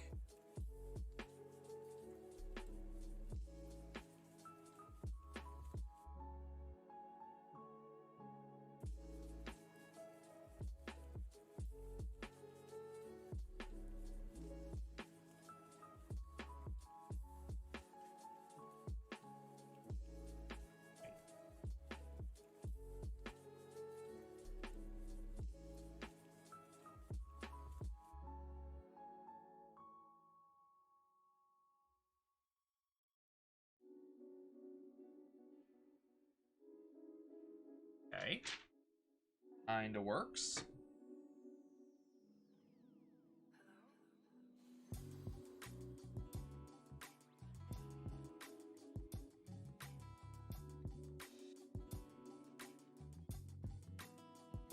There. Kinda curious.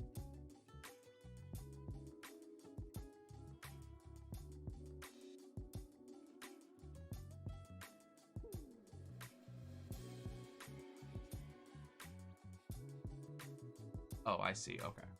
Okay, I see. Okay.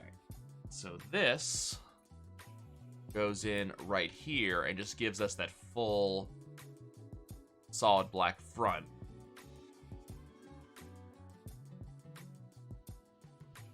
And we have another one that lands back here. I'm always kind of curious when they have a studless smooth on the interior.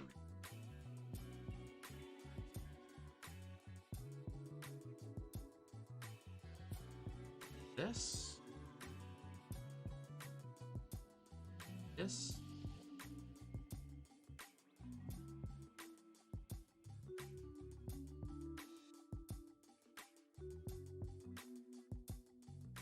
That.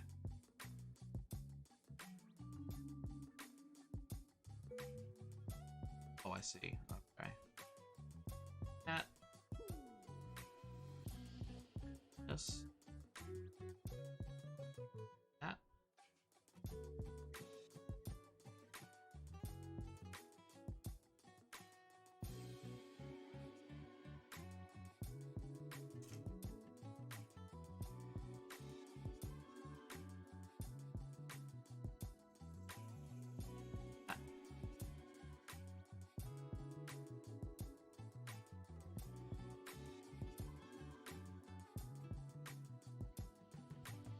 Just kind of continuing this pattern, huh?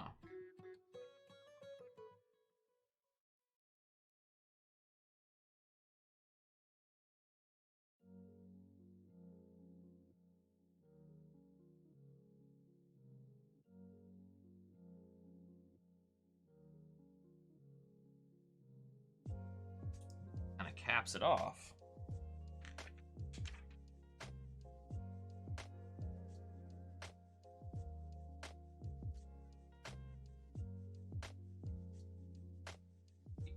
Here.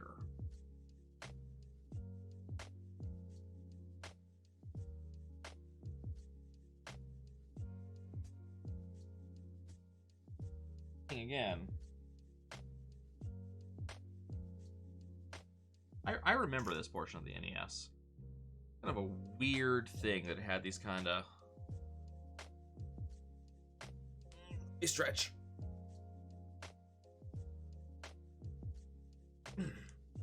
I hope those pops weren't heard on it. Weren't heard on that. Thank you for the redeem. Appreciate you. I remember these ridges that were on the NES, and I really understood what the. I guess it looked kind of cool, you know. I suppose. Maybe that was the point and purpose. To have a yep.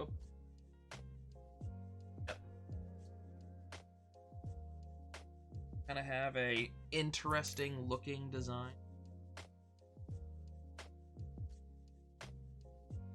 I mean, no, I know that a lot of people were making fun of PS5's visual design. I wonder if people thought the same thing about the NES when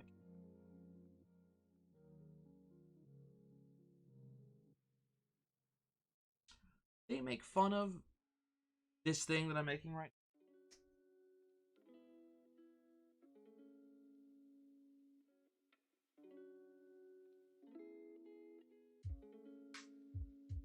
Can't tell but one.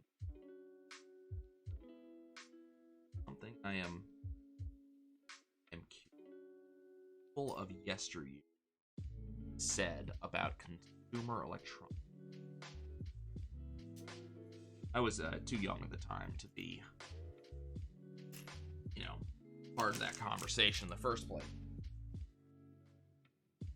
And let's be honest, the internet was not a thing, or at least not the same way it is today, today's day and age. So it would be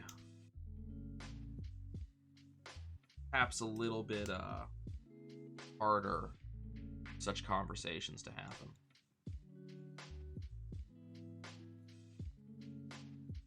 But I don't necessarily think that's a bad thing, those conversations to be harder to have.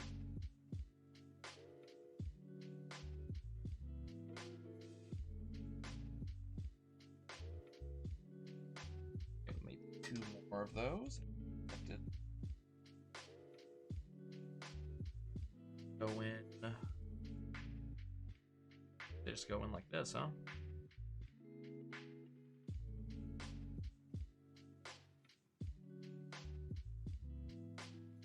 Trying to seat it because there's nothing really supporting these from the underside. It's just they're just kind of sitting here and they're, you know, a little bit pressed against each other.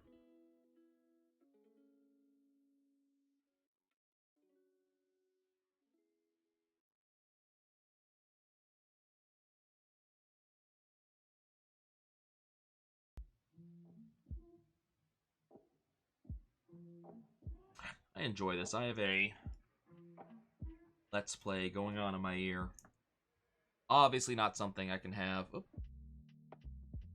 Okay, the music's going. Obviously not something I can have going on the stream. Not my Let's Play, and I don't want to be using someone else's stuff without their permission. But I just kind of have this going on in my ear, something enjoyable to listen. Not even listen to. I'm not really paying a background noise. It's definitely pleasant to have a level of background noise I can just zone out to while building.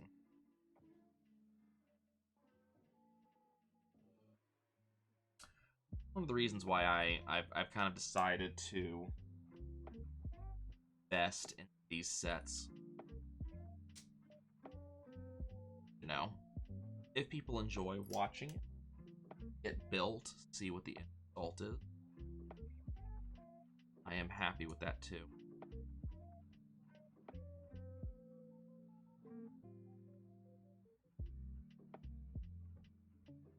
Not that I have, you know, an incredible amount to pontificate on.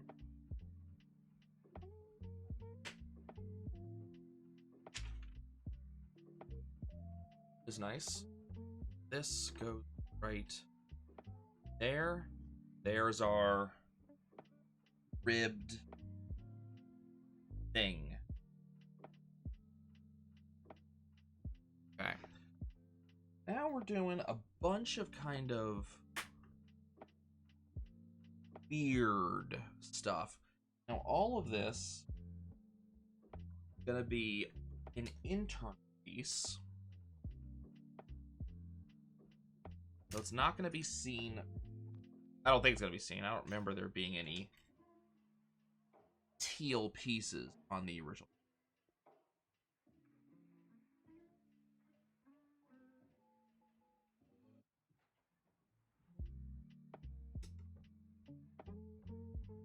I am massively misremembering, which, you know what, my memory be a problem. I am. There were teal.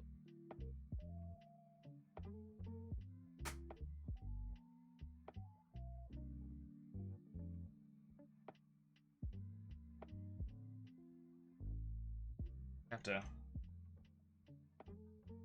go dig out my NES.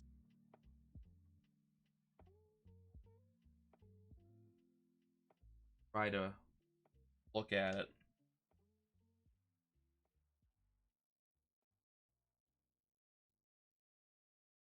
See if there were any teal spots that were available.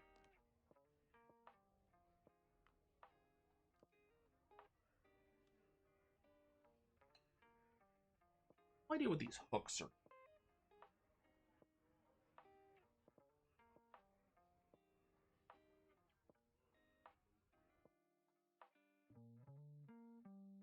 Knowing what I know about the way Lego has designed some stuff,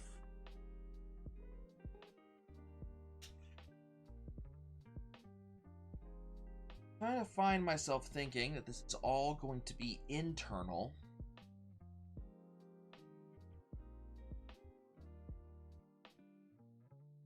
And we're getting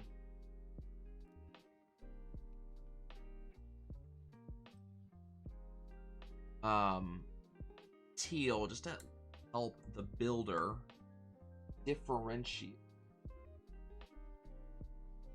with other things that are in. Like I said before, I'm kind of doing it right now, but you guys can actually see what I'm doing. So if you're curious why every so often you see me figure out what I'm doing, that's why. Looking, figure out where certain things go, and I have to pause for a second and then just kind of like analyze what's directly in front of me and go, okay, where does that go?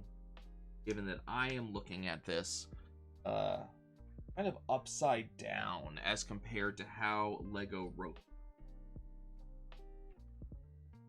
For some reason, I don't think Lego considered a builder building effectively.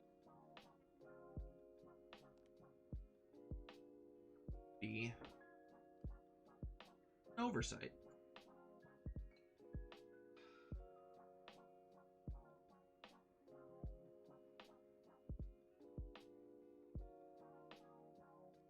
How on earth do you not consider that someone is going to build upside down?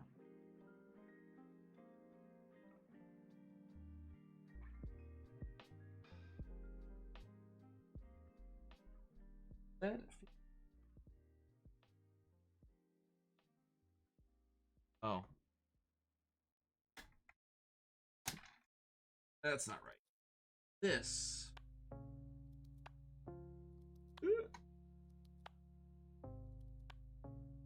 This. There. We got it. Big nothing.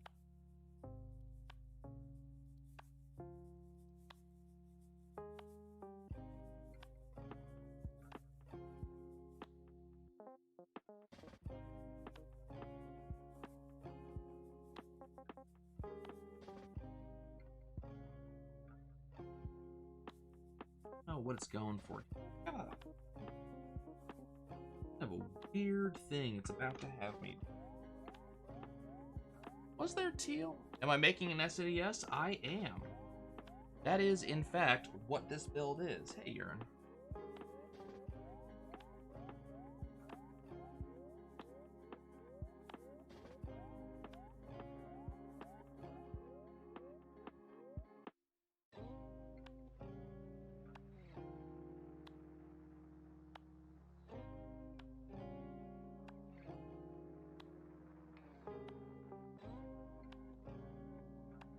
There's something back there.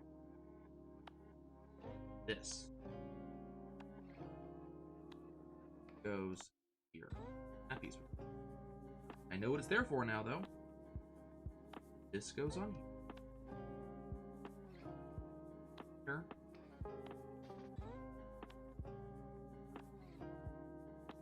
None of them stick, and I'm not sure why any of them are there, but...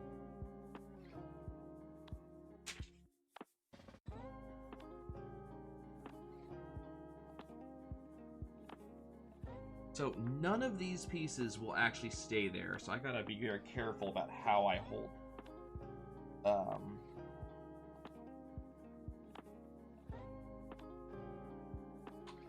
I tilt it the wrong way. Bad things. Is bad things a trademark? How are things going for you, Yearn? In you in a bit.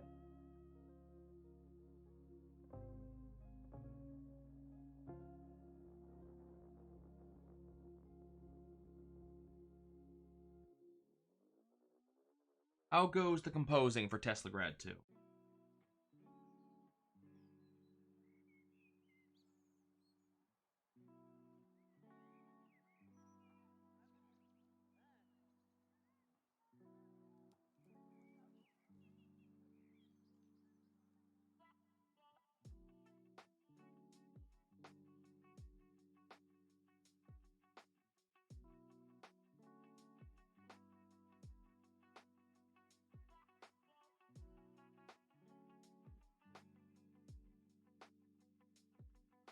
Are we to the first in-game track with Lynn on Sunday? Just didn't fit, or what happened? I read about, Did you follow along with, We missing a piece. Uh-oh. Blue 2-piece was to go there. Okay. Did you follow along with the open letter from the guy from Doom Eternal?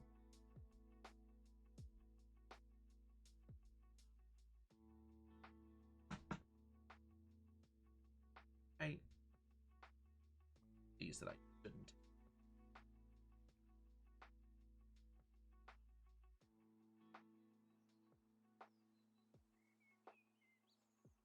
Did follow the Doomy thing? I was depressed reading that letter. Oh, found it. My book. Even as someone who, you know, does not know the industry at all, kind of reading the way he wrote just saddened me in such a big way.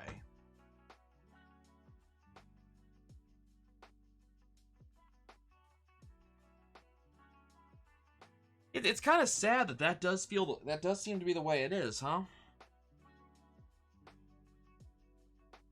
You know, I follow a lot of indie games. Not as much as I used to. I've kind of not been good at it, at following along lately. I follow a lot of indie games and kind of seeing the difference between how an indie developer treats some things, how a AAA developer treats something.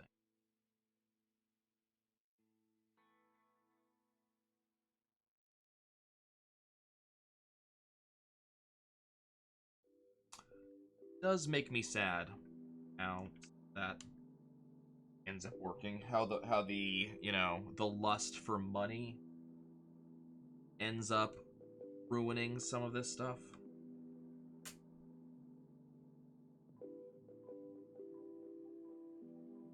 I didn't know any of the Doom stuff prior to reading that article. I had no idea what was going on. So going in with no preconceived notions. I feel bad for the guy, and I have to really hope that this whole mess does not affect his employability elsewhere.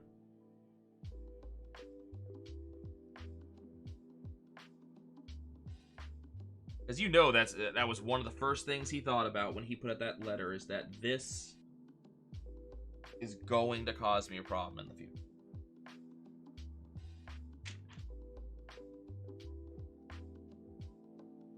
I don't even remember these details on the NES. Like, this is so weird. Like, I'm putting in all of these details here, and I don't remember. Is he? Good. I don't remember there being a bunch of, you know, I don't know if it comes out well on the, I have to actually have it like this. I'm sorry that you guys don't have the best view, but I have to actually be able to see what I'm doing. I don't remember there being a bunch of, you know, teal pieces on the side of the NES. And I know the camera doesn't show these the same color, or maybe it's my monitor doesn't show them the same color. I'm not sure. You know, on my monitor, I'm seeing these look bright blue on the monitor. All of these are teal.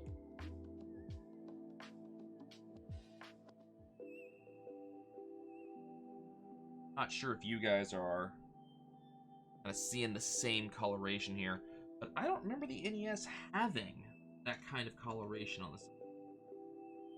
Am I misremembering?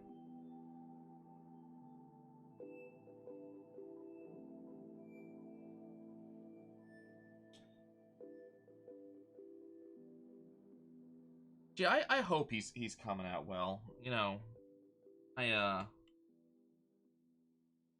my cousin, a brilliant woman, and she works in a lab right now, working on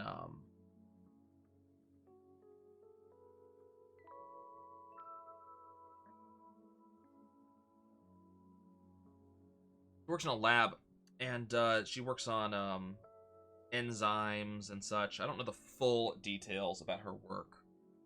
I know, you know, she's doing a lot of things. She wants to get her her doctorate, I think, or doctorate or PhD. I can't remember what she's going for. Going for the next step of her education, and in order to get to this next step, she needs to get her name on a published paper. Having a lot of trouble making it happen. Yeah, the guy she's working with is kind of doing a lot of nonsense. You know, he keeps on telling her that she's gonna be able to get her name on the paper, but they have to do a little bit more of this, a little bit more of that. I understand he's also just being kind of sexually manipulative. Directed specifically at her and another woman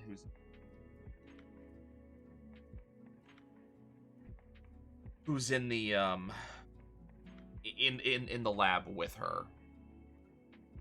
And you know, she's getting ready to leave the lab, she's getting ready to move on. You know, we're talking about it, and you know, he asked, you know, what do I think about reaching out to HR? Said, look, you gotta understand, HR is there to protect the company, not you. So I would reach out, but don't expect it to do much that helps you specifically. And we were talking about it in kind of the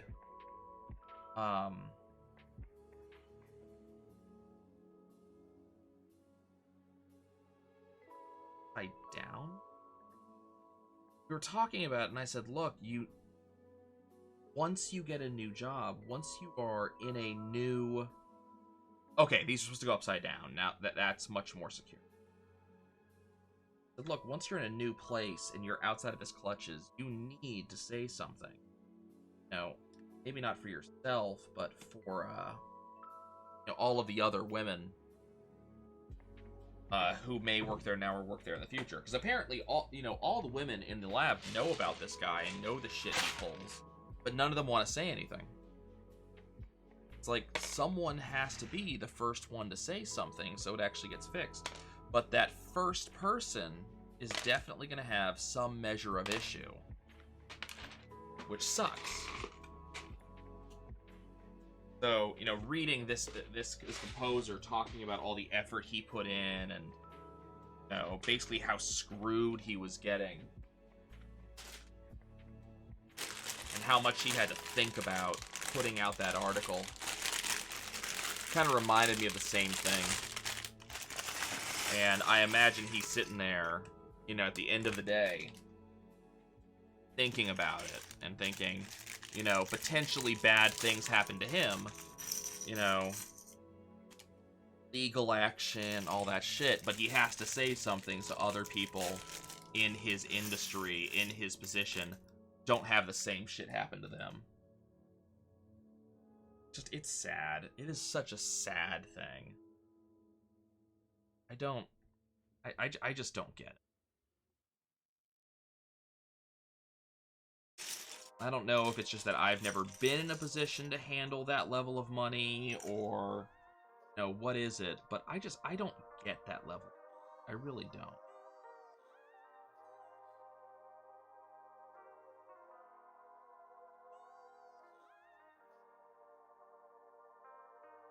I don't know what that says about me. I don't understand the greed that comes with that. The thinking you can manipulate and take advantage of people.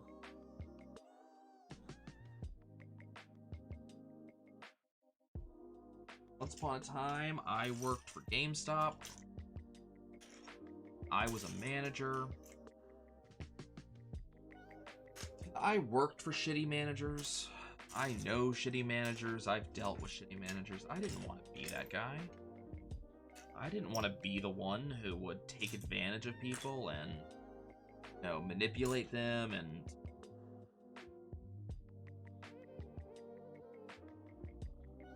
you know, and stuff like that. I didn't want to be that person. I would never ask someone to do something that I wouldn't do myself. Tried to be fair to every single person I met. Make sure they were taken care of, because I knew if I did well by them, my employees would do. I don't know how well that ended up working out. I don't know, you know, at the end of the day, what the people who worked for me thought about me. I did have, I was actually kind of amazed by this. I did have one employee, one of my former employees. This is years, like 4 or 5 years after I left, or was forced out of the company. Years later, one of my former employees reached out to me. This kid, nice kid, ROTC, very smart, very personable, needed some help with learning how to do a sales job, but awesome kid. Reached out to me a couple months back, again, years after I last saw him. He wanted to tell me that he had gotten a job at a car lot, and he just wanted to tell me that a lot of the stuff that I talked about him way back then, about how to sell things like that, ended up being a thing that helped him get this current job. He's in a really good place. He's making good money. He just wanted to reach out to talk to me about it. That's the type of legacy I always.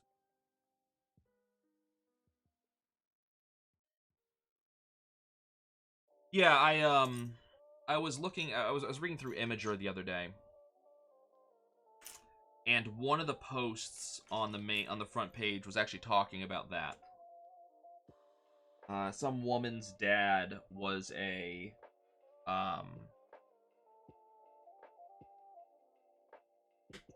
he was a business owner, and kind of made a habit of kind of reinvesting in his business. Always had one more person hired than he thought he was needed, and never had staffing issues. Dude, is definitely not a billionaire. He does not have that type of money, but I imagine he feels quite good about himself. Imagine he ends his day feeling good that his business works. It runs. People are employed by him. People feel good about their employment.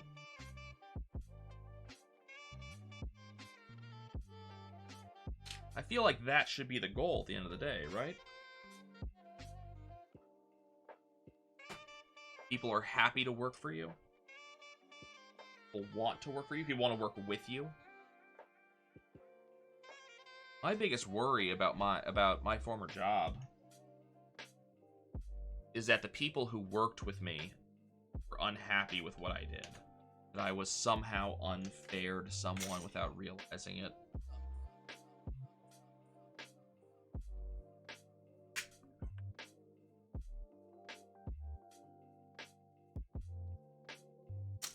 Especially, you know, knowing how I am now, knowing what I feel about the company after I got let go, and the situation that was involved. I would definitely not want any coworker, employee to kind of feel a similar way. Always felt bad when I had to let someone go at the end of the holiday season. Always tried to rehire when I tried to keep up with you know, as many of those folks as I actually could. Okay, so yeah, I don't know what I don't know what any of this is about. It's inside here because none of it is visible at the end of the day. I don't know what the point of all that is.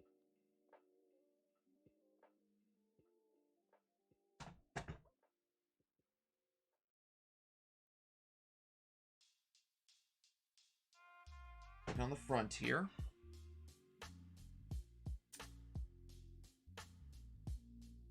I'm still friends with one of my employees, my former employee. You guys see her come in from time to time, Angel.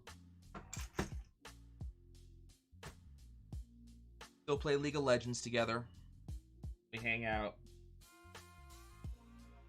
There's a chance that we're gonna go to IHOP together tonight. Me, her, and her boyfriend. Didn't get to keep up with most of my employees. Glad I got to keep that friend. I'd like to think that, you know, that friendship would not be a thing if I was...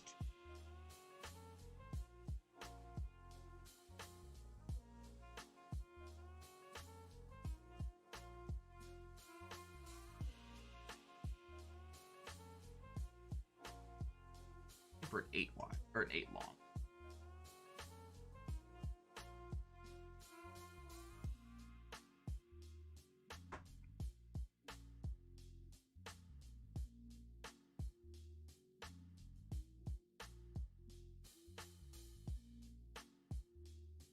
And 8 long flat. All I see are 6s. That it? That's it. Cool.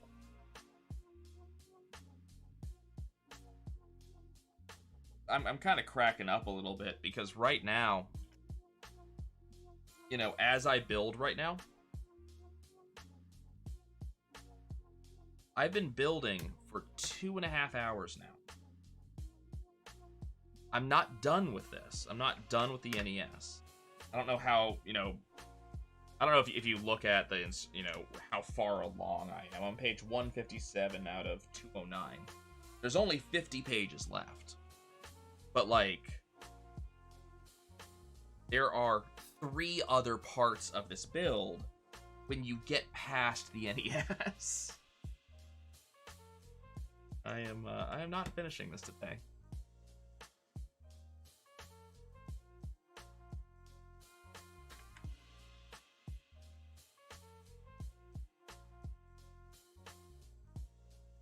This is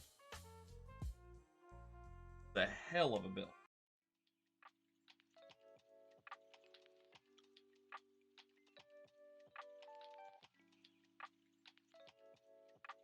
Hey, what? Oh. Missed some things.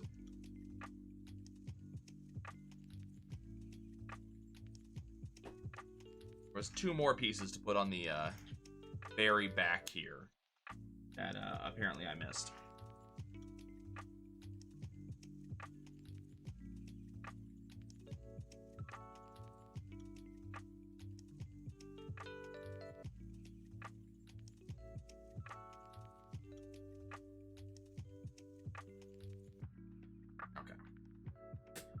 There we go.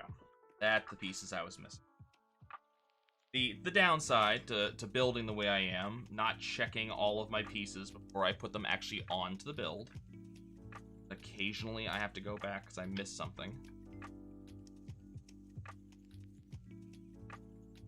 This is looking good, though. Like, this is looking real good.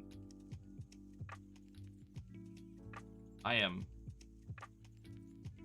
quite pleased by this.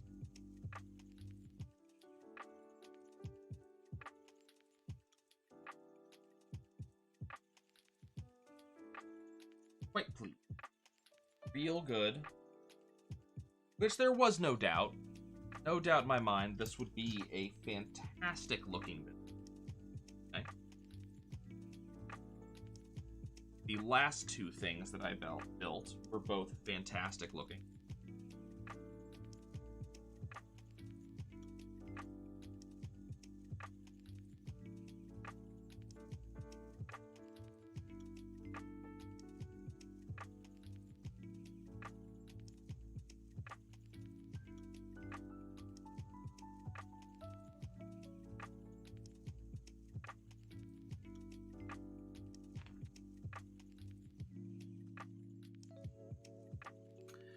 I do greatly appreciate the effort they put in. Like, this just looks good. It does. This looks good. And I know it's going to continue looking good. I know it's going to look all the way. This isn't even, like, NES looks great. This isn't even the crown piece of this set. Now, that's kind of one of those deals that you think about when you're building something, putting something together, is like, oh, it feels so right to have this set.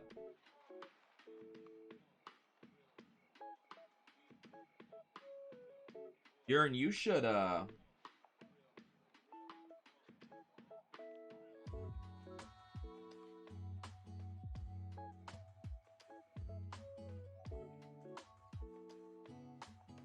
Oh, okay, I see. You should go check out the question mark block build I did. It's in the VODs. There's a lot to it, so skip to the end to the reveal because I did do, a kind of big walkthrough of what it was after the fact. But that build was not only a lot of fun. It took 10 hours. It was also big, about as big as this one.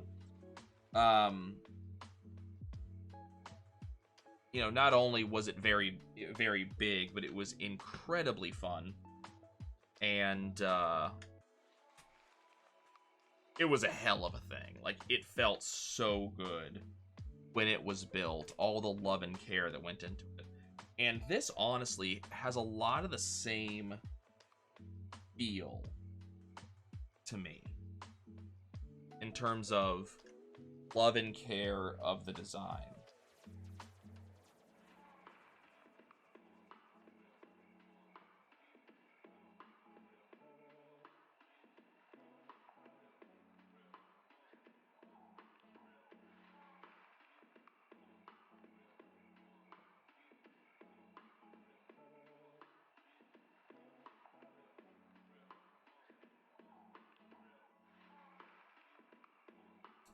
Yeah, this build is much more than just the Lego NES. There's a lot more that goes into this one.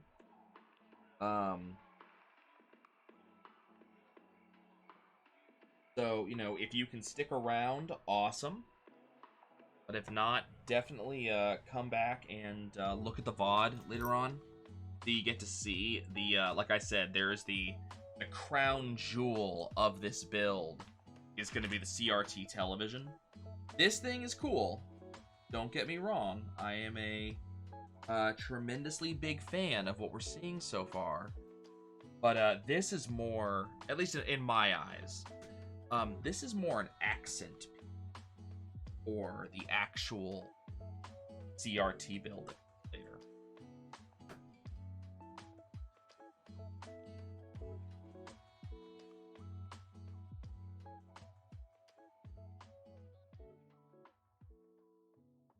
Yeah. Next 4 piece. 6. It's black.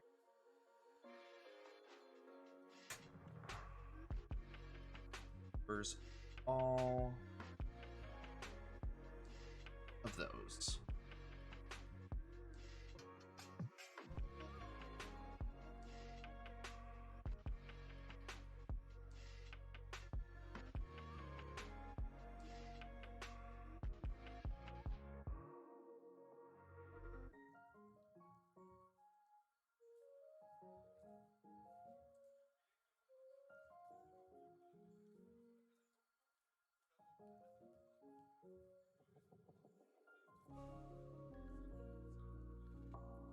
Looks like we're almost done with the NES, actually. Like, all said and done, we are, you're almost there.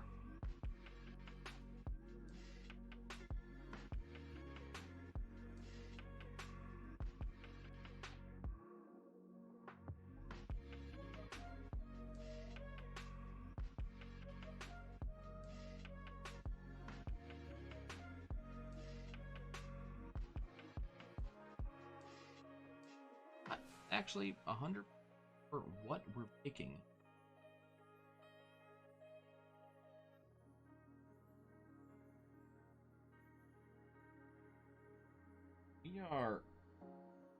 We're doing a lot of stuff here. I have no idea what it is I am actually making. Like, a lot of this build, as I look at various things, various pieces, now I was able to say to myself, this is this is that.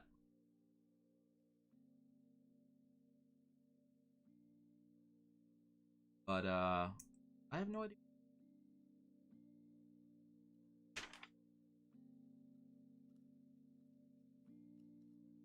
This goes here. Oh, I see. Okay, I see what it is. Okay. So the entire reason we built this was for this hinge right here. So it's gonna be the hinge for the. Okay. That makes perfect sense.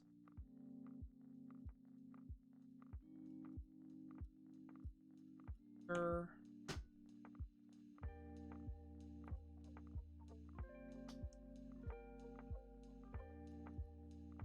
there. Okay.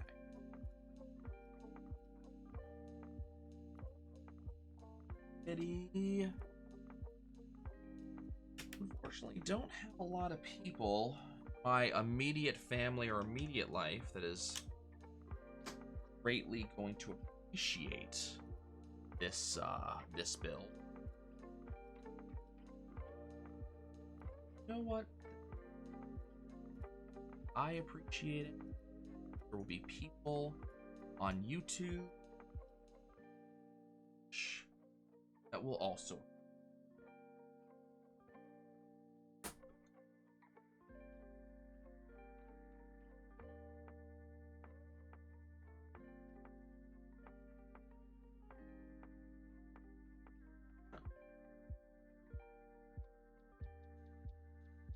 The weak piece. This idea. This is okay. I'm sorry. You guys can't see what I'm doing. I don't know what this is. That's supposed to be. Sorry, you guys might not have been able to see a little bit of what I've been doing. Promise I did not do anything especially exciting. We are just building up the outer wall.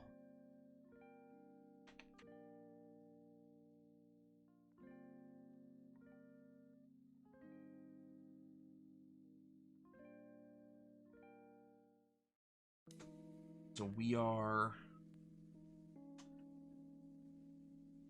some flat stuff. Oh, that's wrong.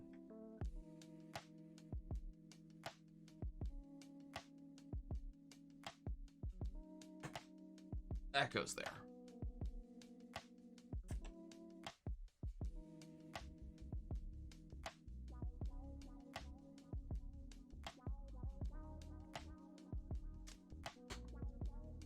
There.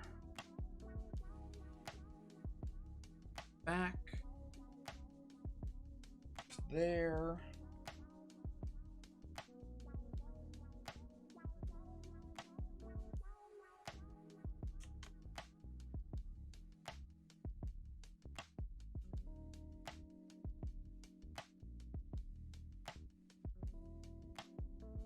Look how close to being done we are with this. We are very close to the NES being complete. And it looks pretty. Have you seen how pretty this thing looks? This looks pretty. You know what, that sounds about right, Ender.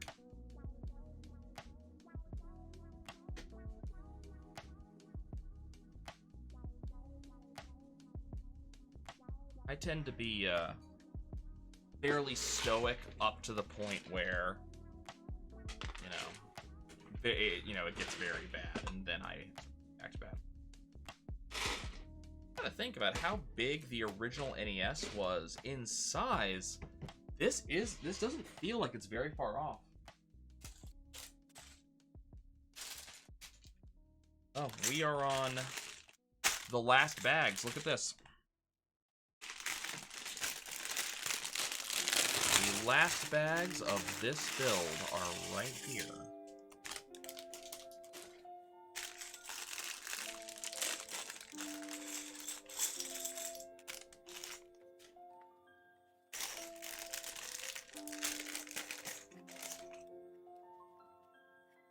I mean, not last bags of the entire build. We got more to do, but this is the last bags of what we are doing today.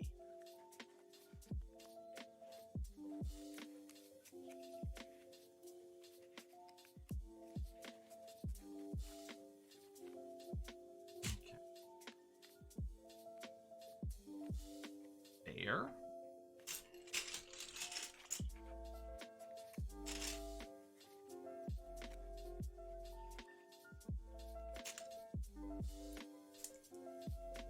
It's like we're building the ceiling roof, the one top of the NES here.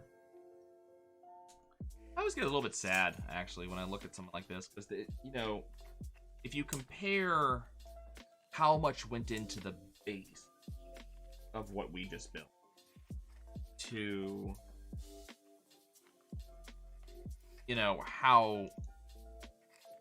how light top piece is looking.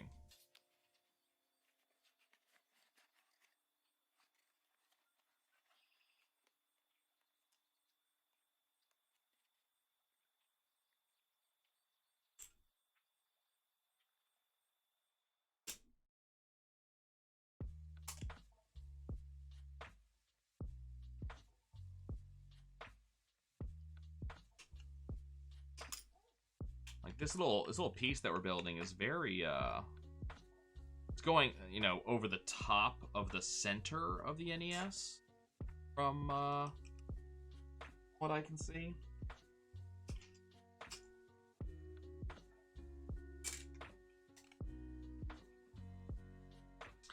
It feels so like a couple of layers. Not really much here. Again, we have this really firm and designed base down there. Very, very I'm not gonna say over-engineered. It's kind of very engineered underside here. Then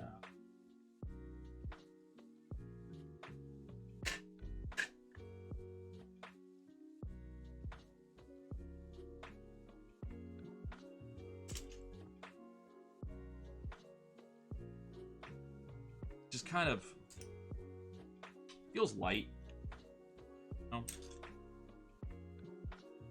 Feels light and flimsy.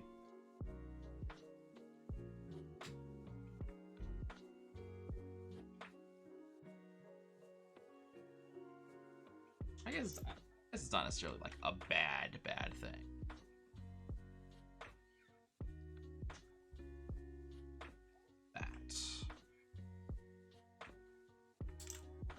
Yeah, the question mark block kind of felt the same way when we put on the final two sides that were just those flat blocks. Every other piece of that was this super, strong piece. And you got those two sides that were basically, they turned out to be basically what I'm building right here, right? These very simplistic kind of plates that pressed on. Yep. So this just presses down into place. Come on, you. It's a little bit hard to get it in there. There we go.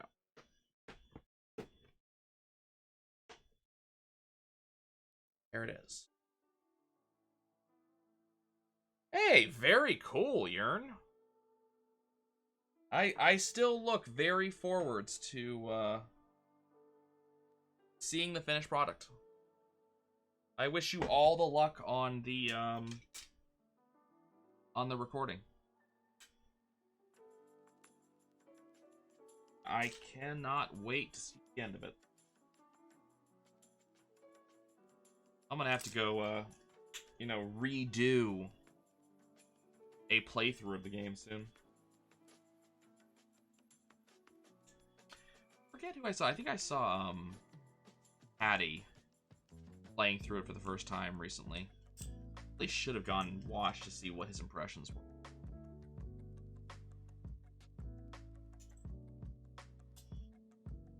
Would have been quite interesting to hear what he felt about it. But you do enjoy your day. I hope the voice acting goes well.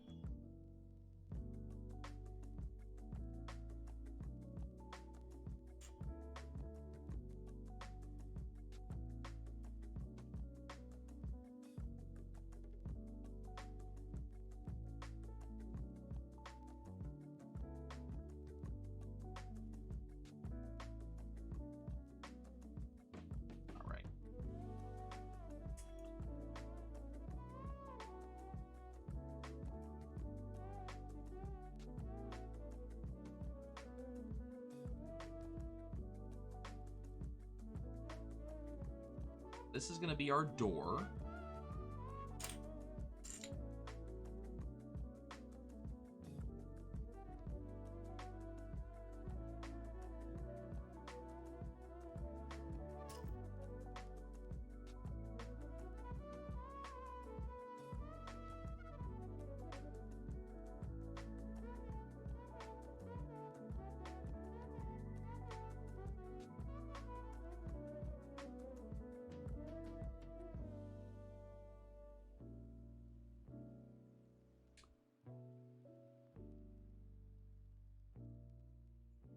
Weird looking piece on the instructions. Ah, here it is.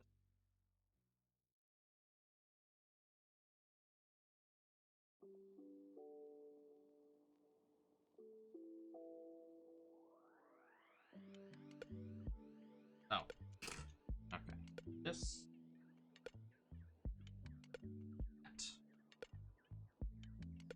That. Oh, I see. I see. We're actually, okay. I getcha. I see what you're doing, game. I get it. And pick down. I get it. Did I say game? I meant build. Gotta get the top of the door right here. Front of the door.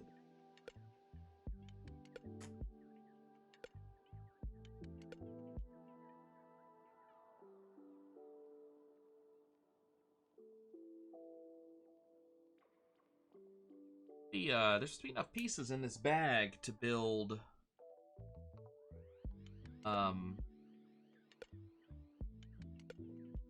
no.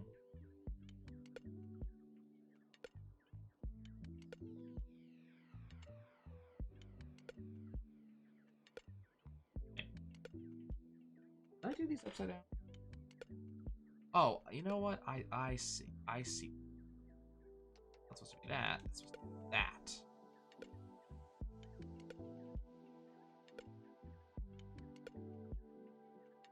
That. Guys, made an assumption about how this worked, and that assumption not correct. Yet for making an assumption. Look like an idiot. Good thing that nobody watches my stream. Otherwise, I'd look like an idiot in front of a lot of people.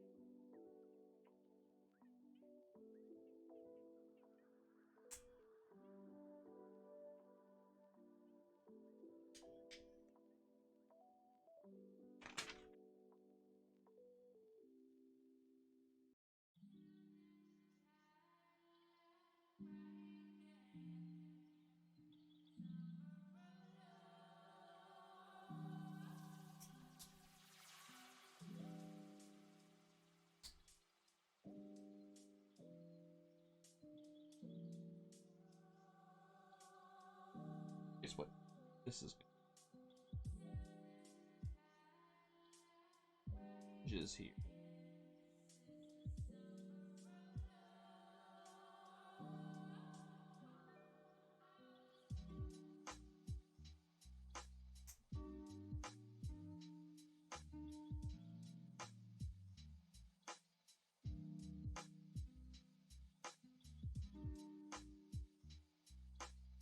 It to be and why they put that in.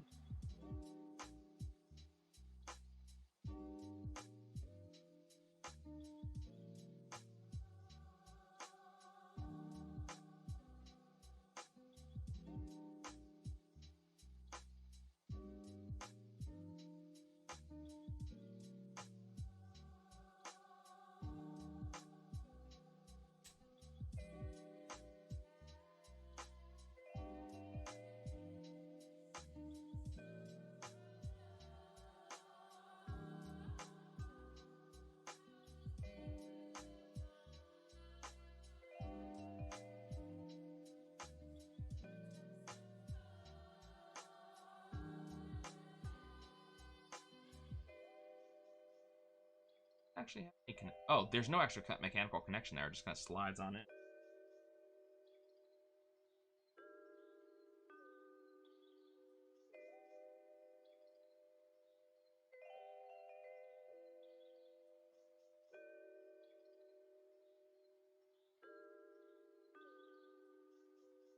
That. Okay.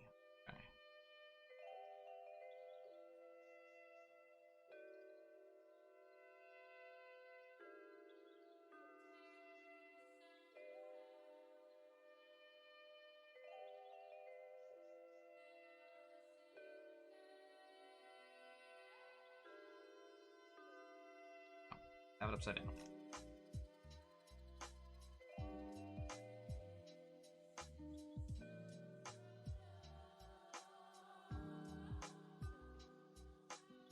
Okay. To put that there.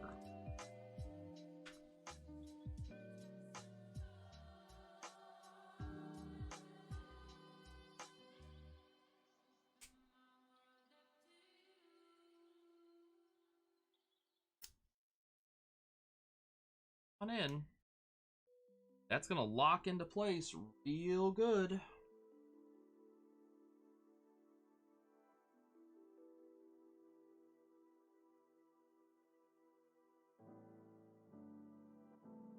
No entertainment system.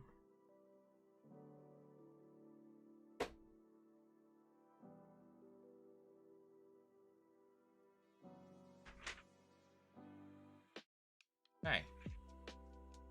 So before I move on to the rest of this, which we'll do in a second, here is the Nintendo. Got our ports in the back.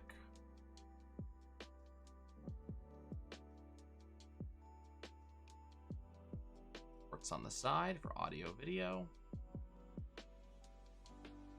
Here's the front with the connections for player 1, player 2, a power button, a button up, a power light that opens the tray inside.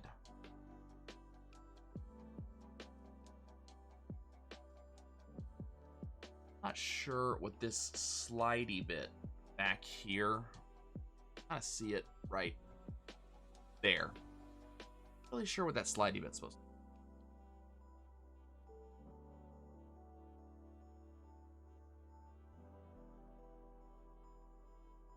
Oh. That's what it does. Okay. No real way I can actually show this off to you. But one of the things the original NES did is that when you slid the game inside and pressed down, the tray was actually just like this. It did bounce up and down like this. When you press down, the tray actually hooked down and stayed there. It's kind of like a pen, you know, where you click down, click up. So apparently that little slider over there hooks this down and keeps it down. So there must be a thing when you on the cartridge that locks that into place. So very cool. So there's the Nintendo. Heck, no.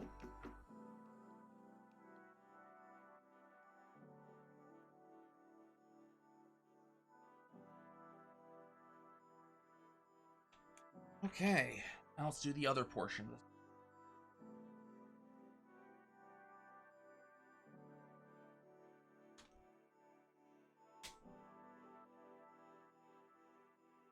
Last of what we did today.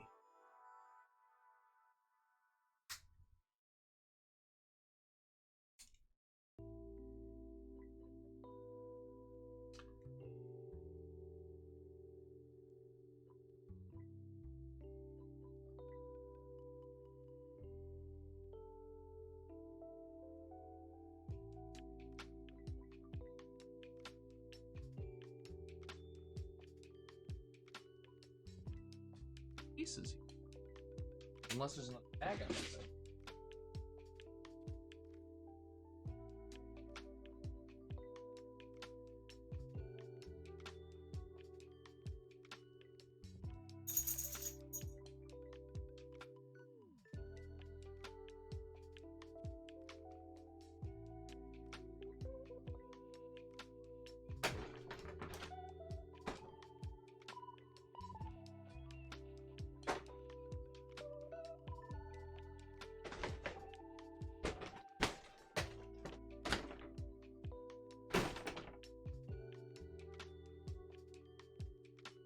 Like there might be a bag I'm missing.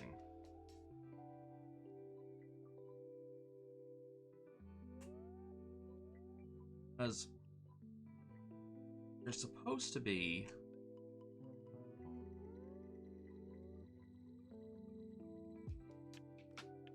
two shorter ones like this. Not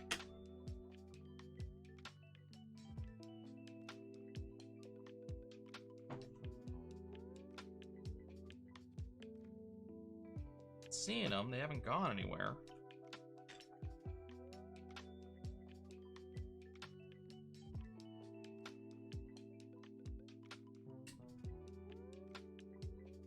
Other pieces that are missing.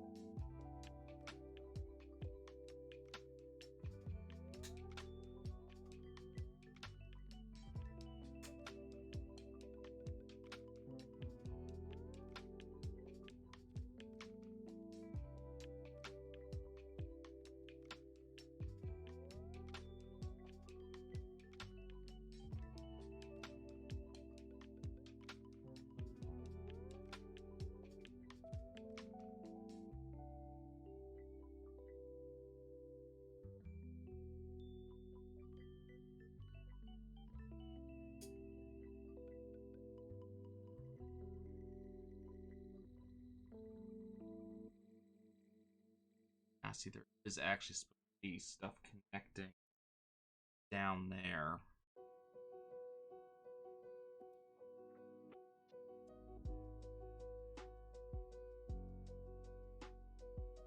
The fact that we're, unless it's those, Oh, maybe I used darks, or I was supposed to use lights.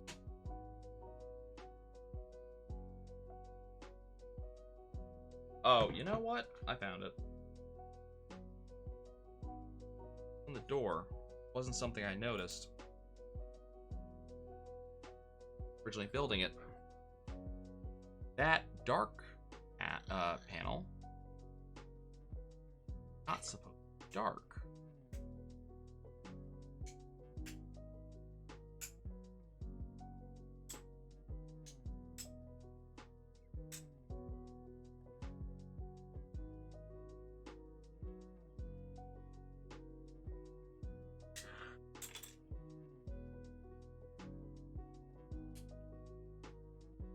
Again, not missing pieces. I'm just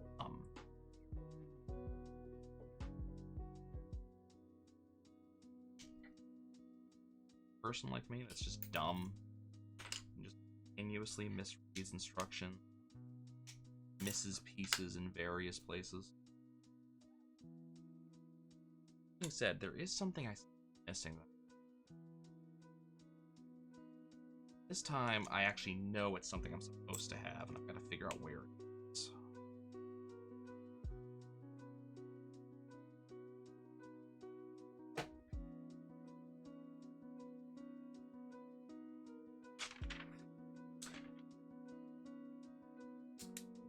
There. There.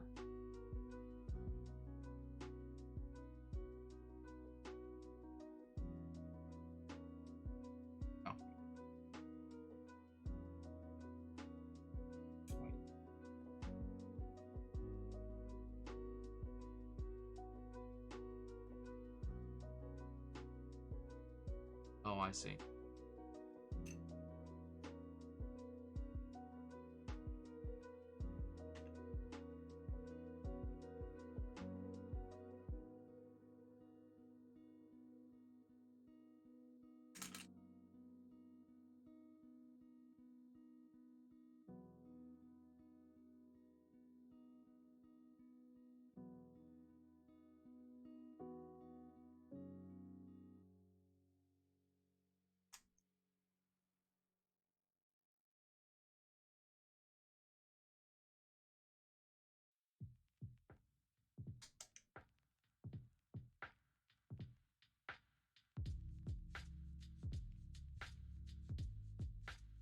Where are we?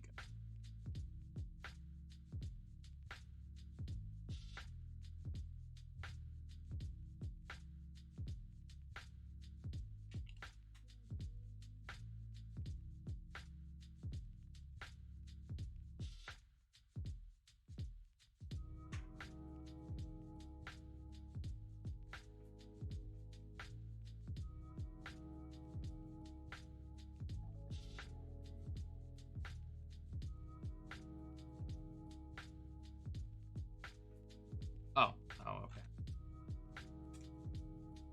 This is what I was.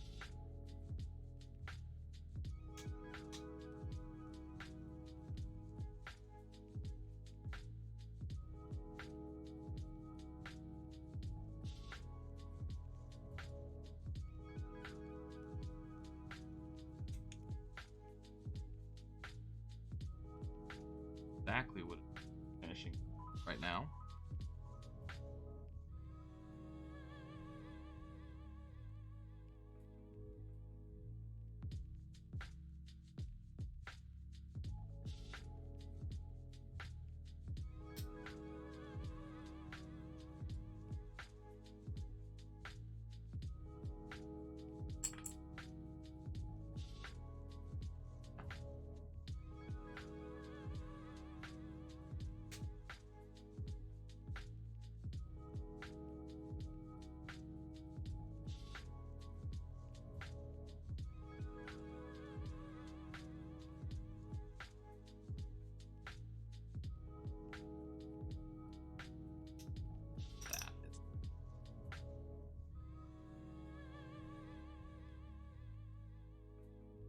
There.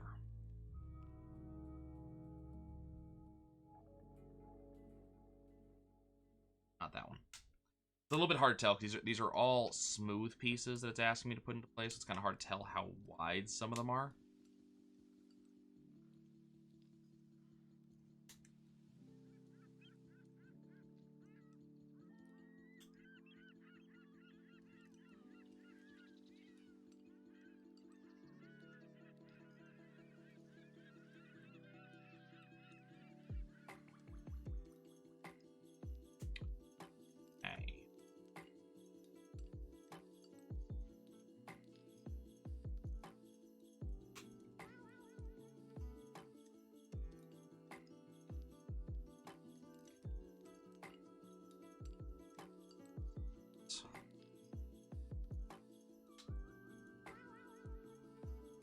Oh, I've been building off camera the entire time. I apologize.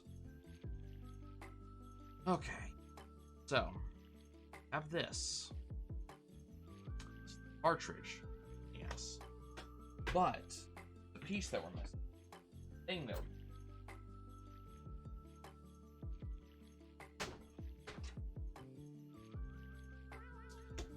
that is it.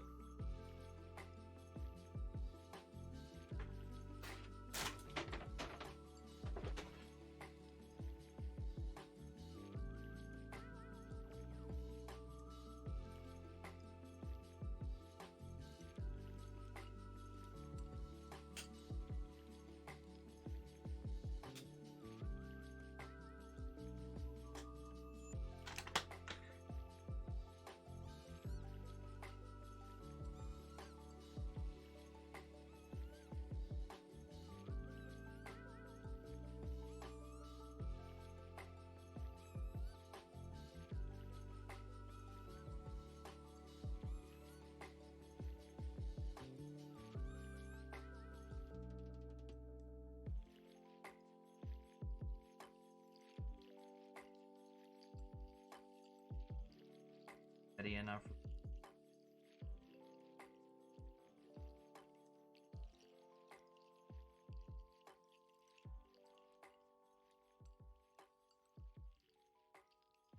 I don't have to do.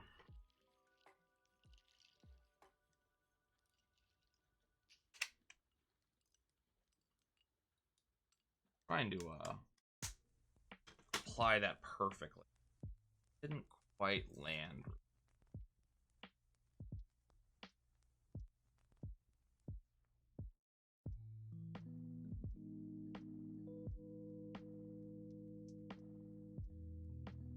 Now, one thing.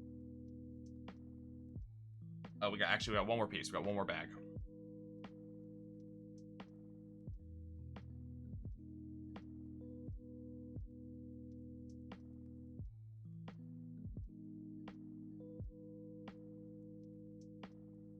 One other bag.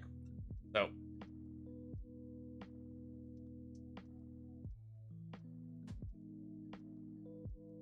Oh, that's cool. It works. That's ridiculously cool.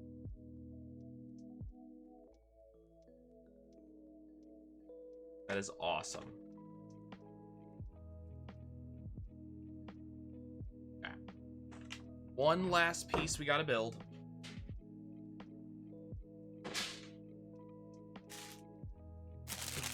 And it's bag 8.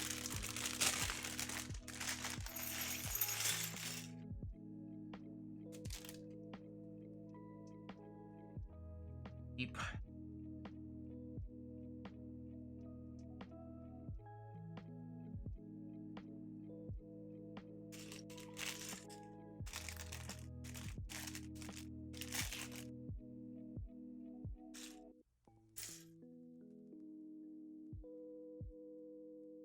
Last piece. Okay, so now. Not a lot of pieces to this. Gonna be probably pretty quick.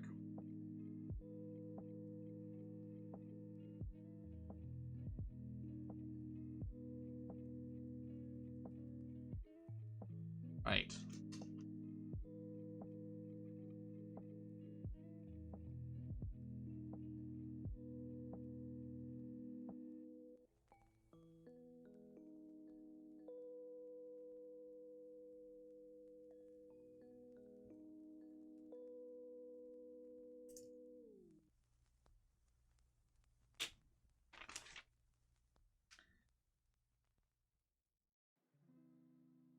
long, like I said.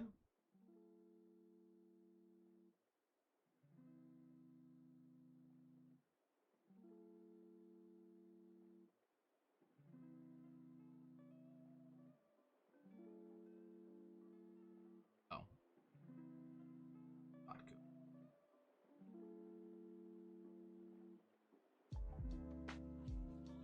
good. This.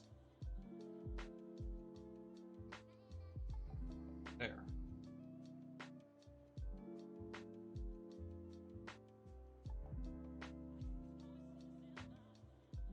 Yellow.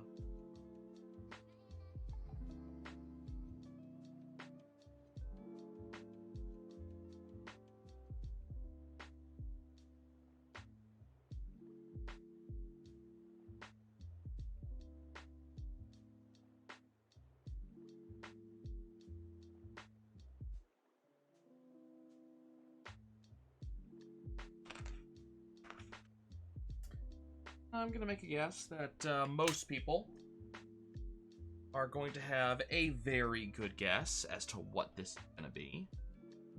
If you didn't have a good guess yet, probably have a good.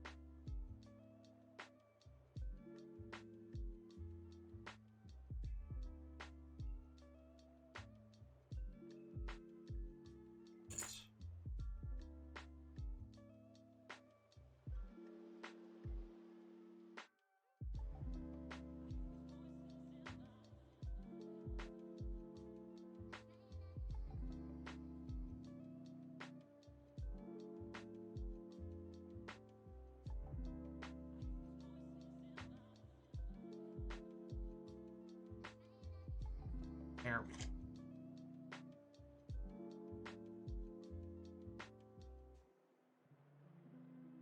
There.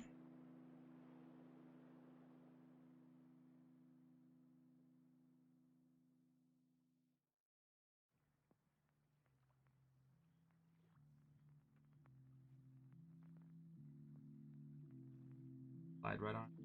That slides right on in.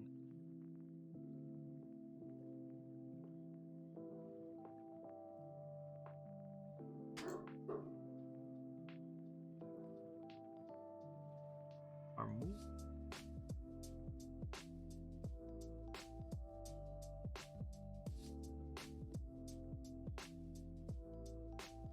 I love when they do these types of connections. They just kind of, like, it's not connecting by way of, you know, a brick or anything like that. We're just kind of holding it in. I knew, the name that was. That type of connection.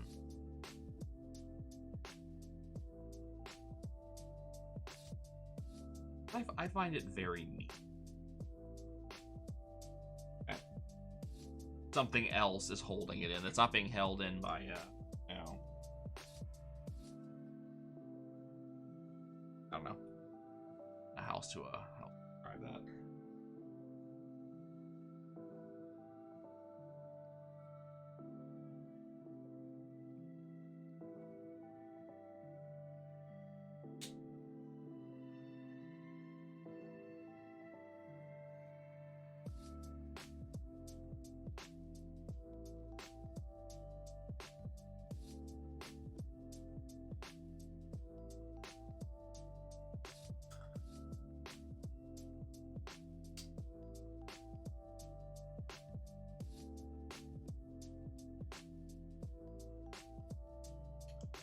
Now, not especially intelligent. Don't maintain some of those words in your head. If I ever knew it in the first.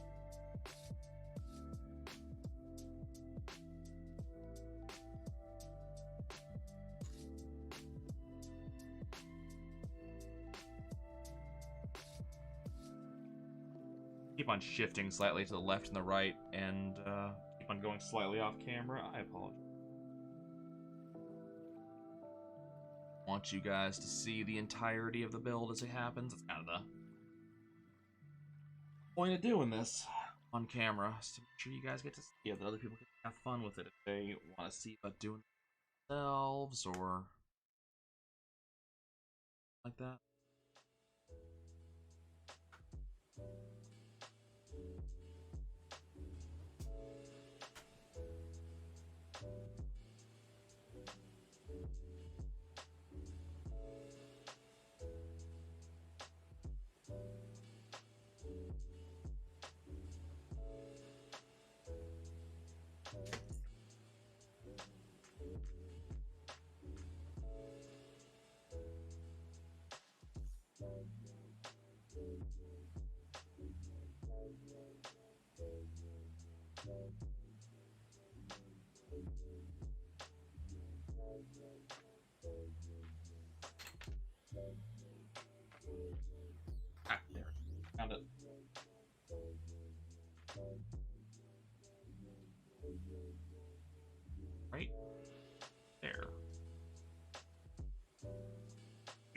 interesting.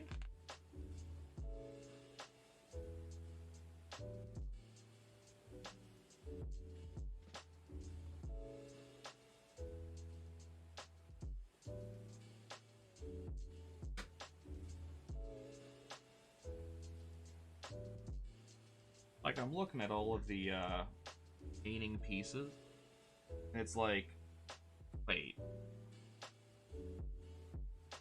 how does this even work? How does this build into the thing they say it's gonna be?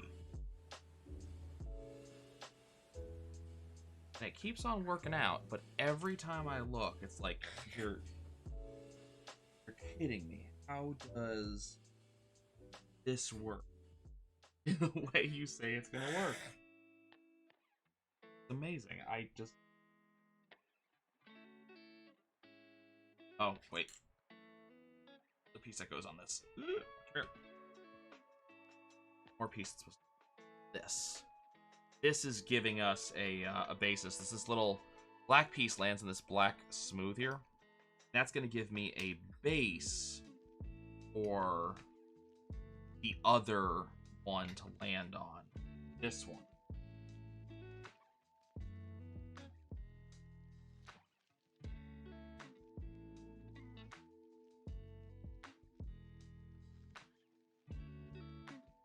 Now, this can go in here, and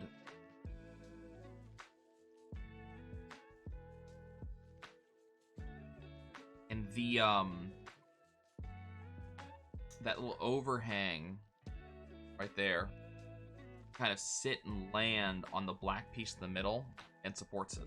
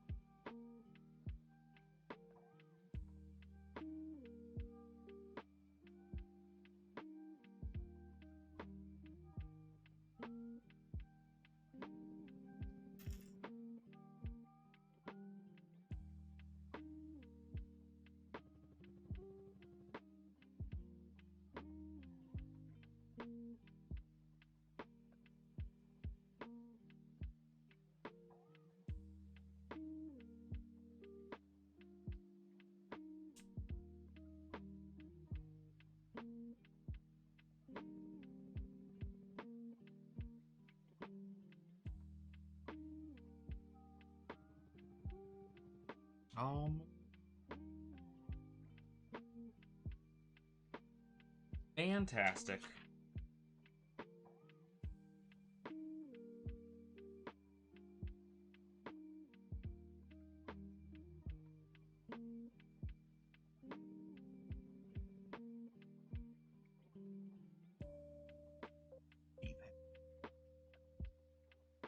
keypad is looking amazing.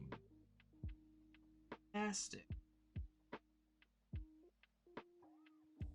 Piece.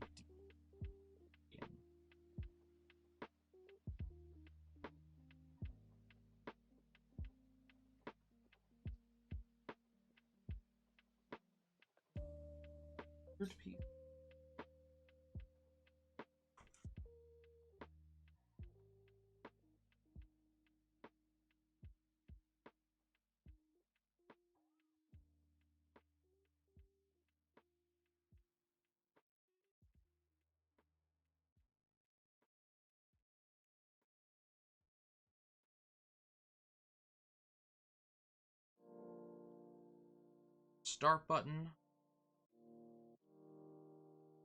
Got a good control.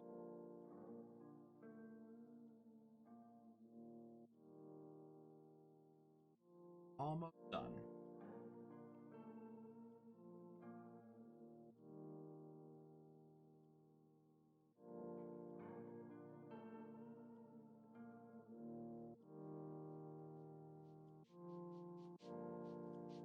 You're on today's build.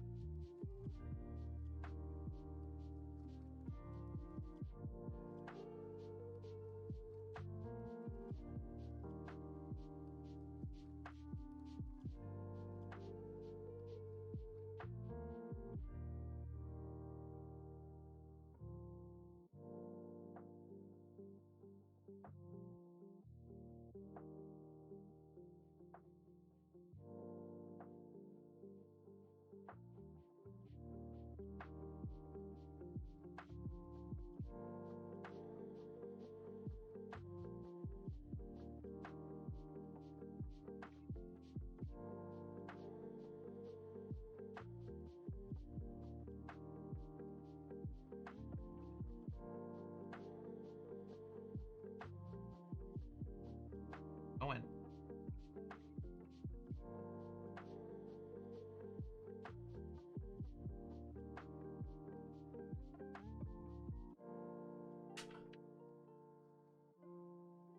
Hey, there it is. We are done. So there's our plug. Yeah, rubber of this cord, this entirely fake cord, picks up every speck of dust anywhere, I swear. But yeah, there's our A button, our B button, we have a keypad, a start button, a select button.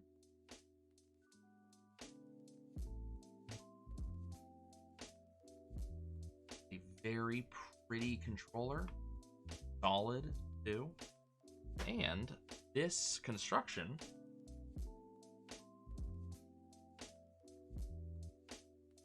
will in fact plug it in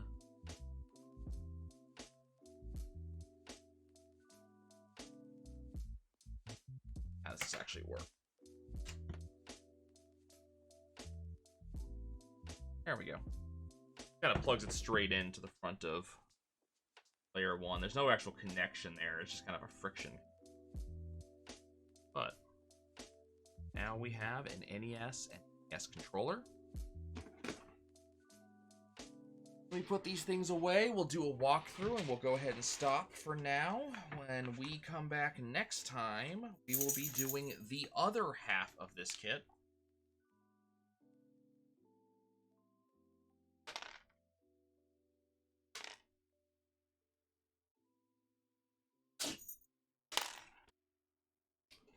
Be the TV this connects.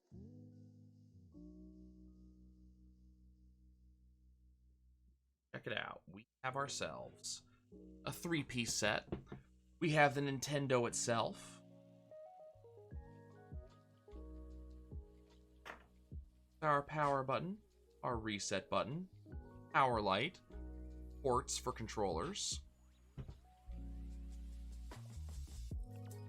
Just a thing that Nintendo had, I swear. Like, it actually just had that.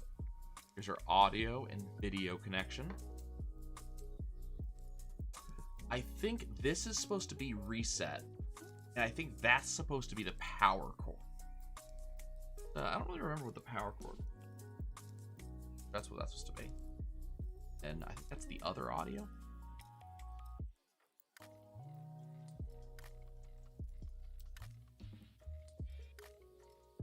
And what's even cooler, inside of the build, you do have the Mario Brothers cartridge.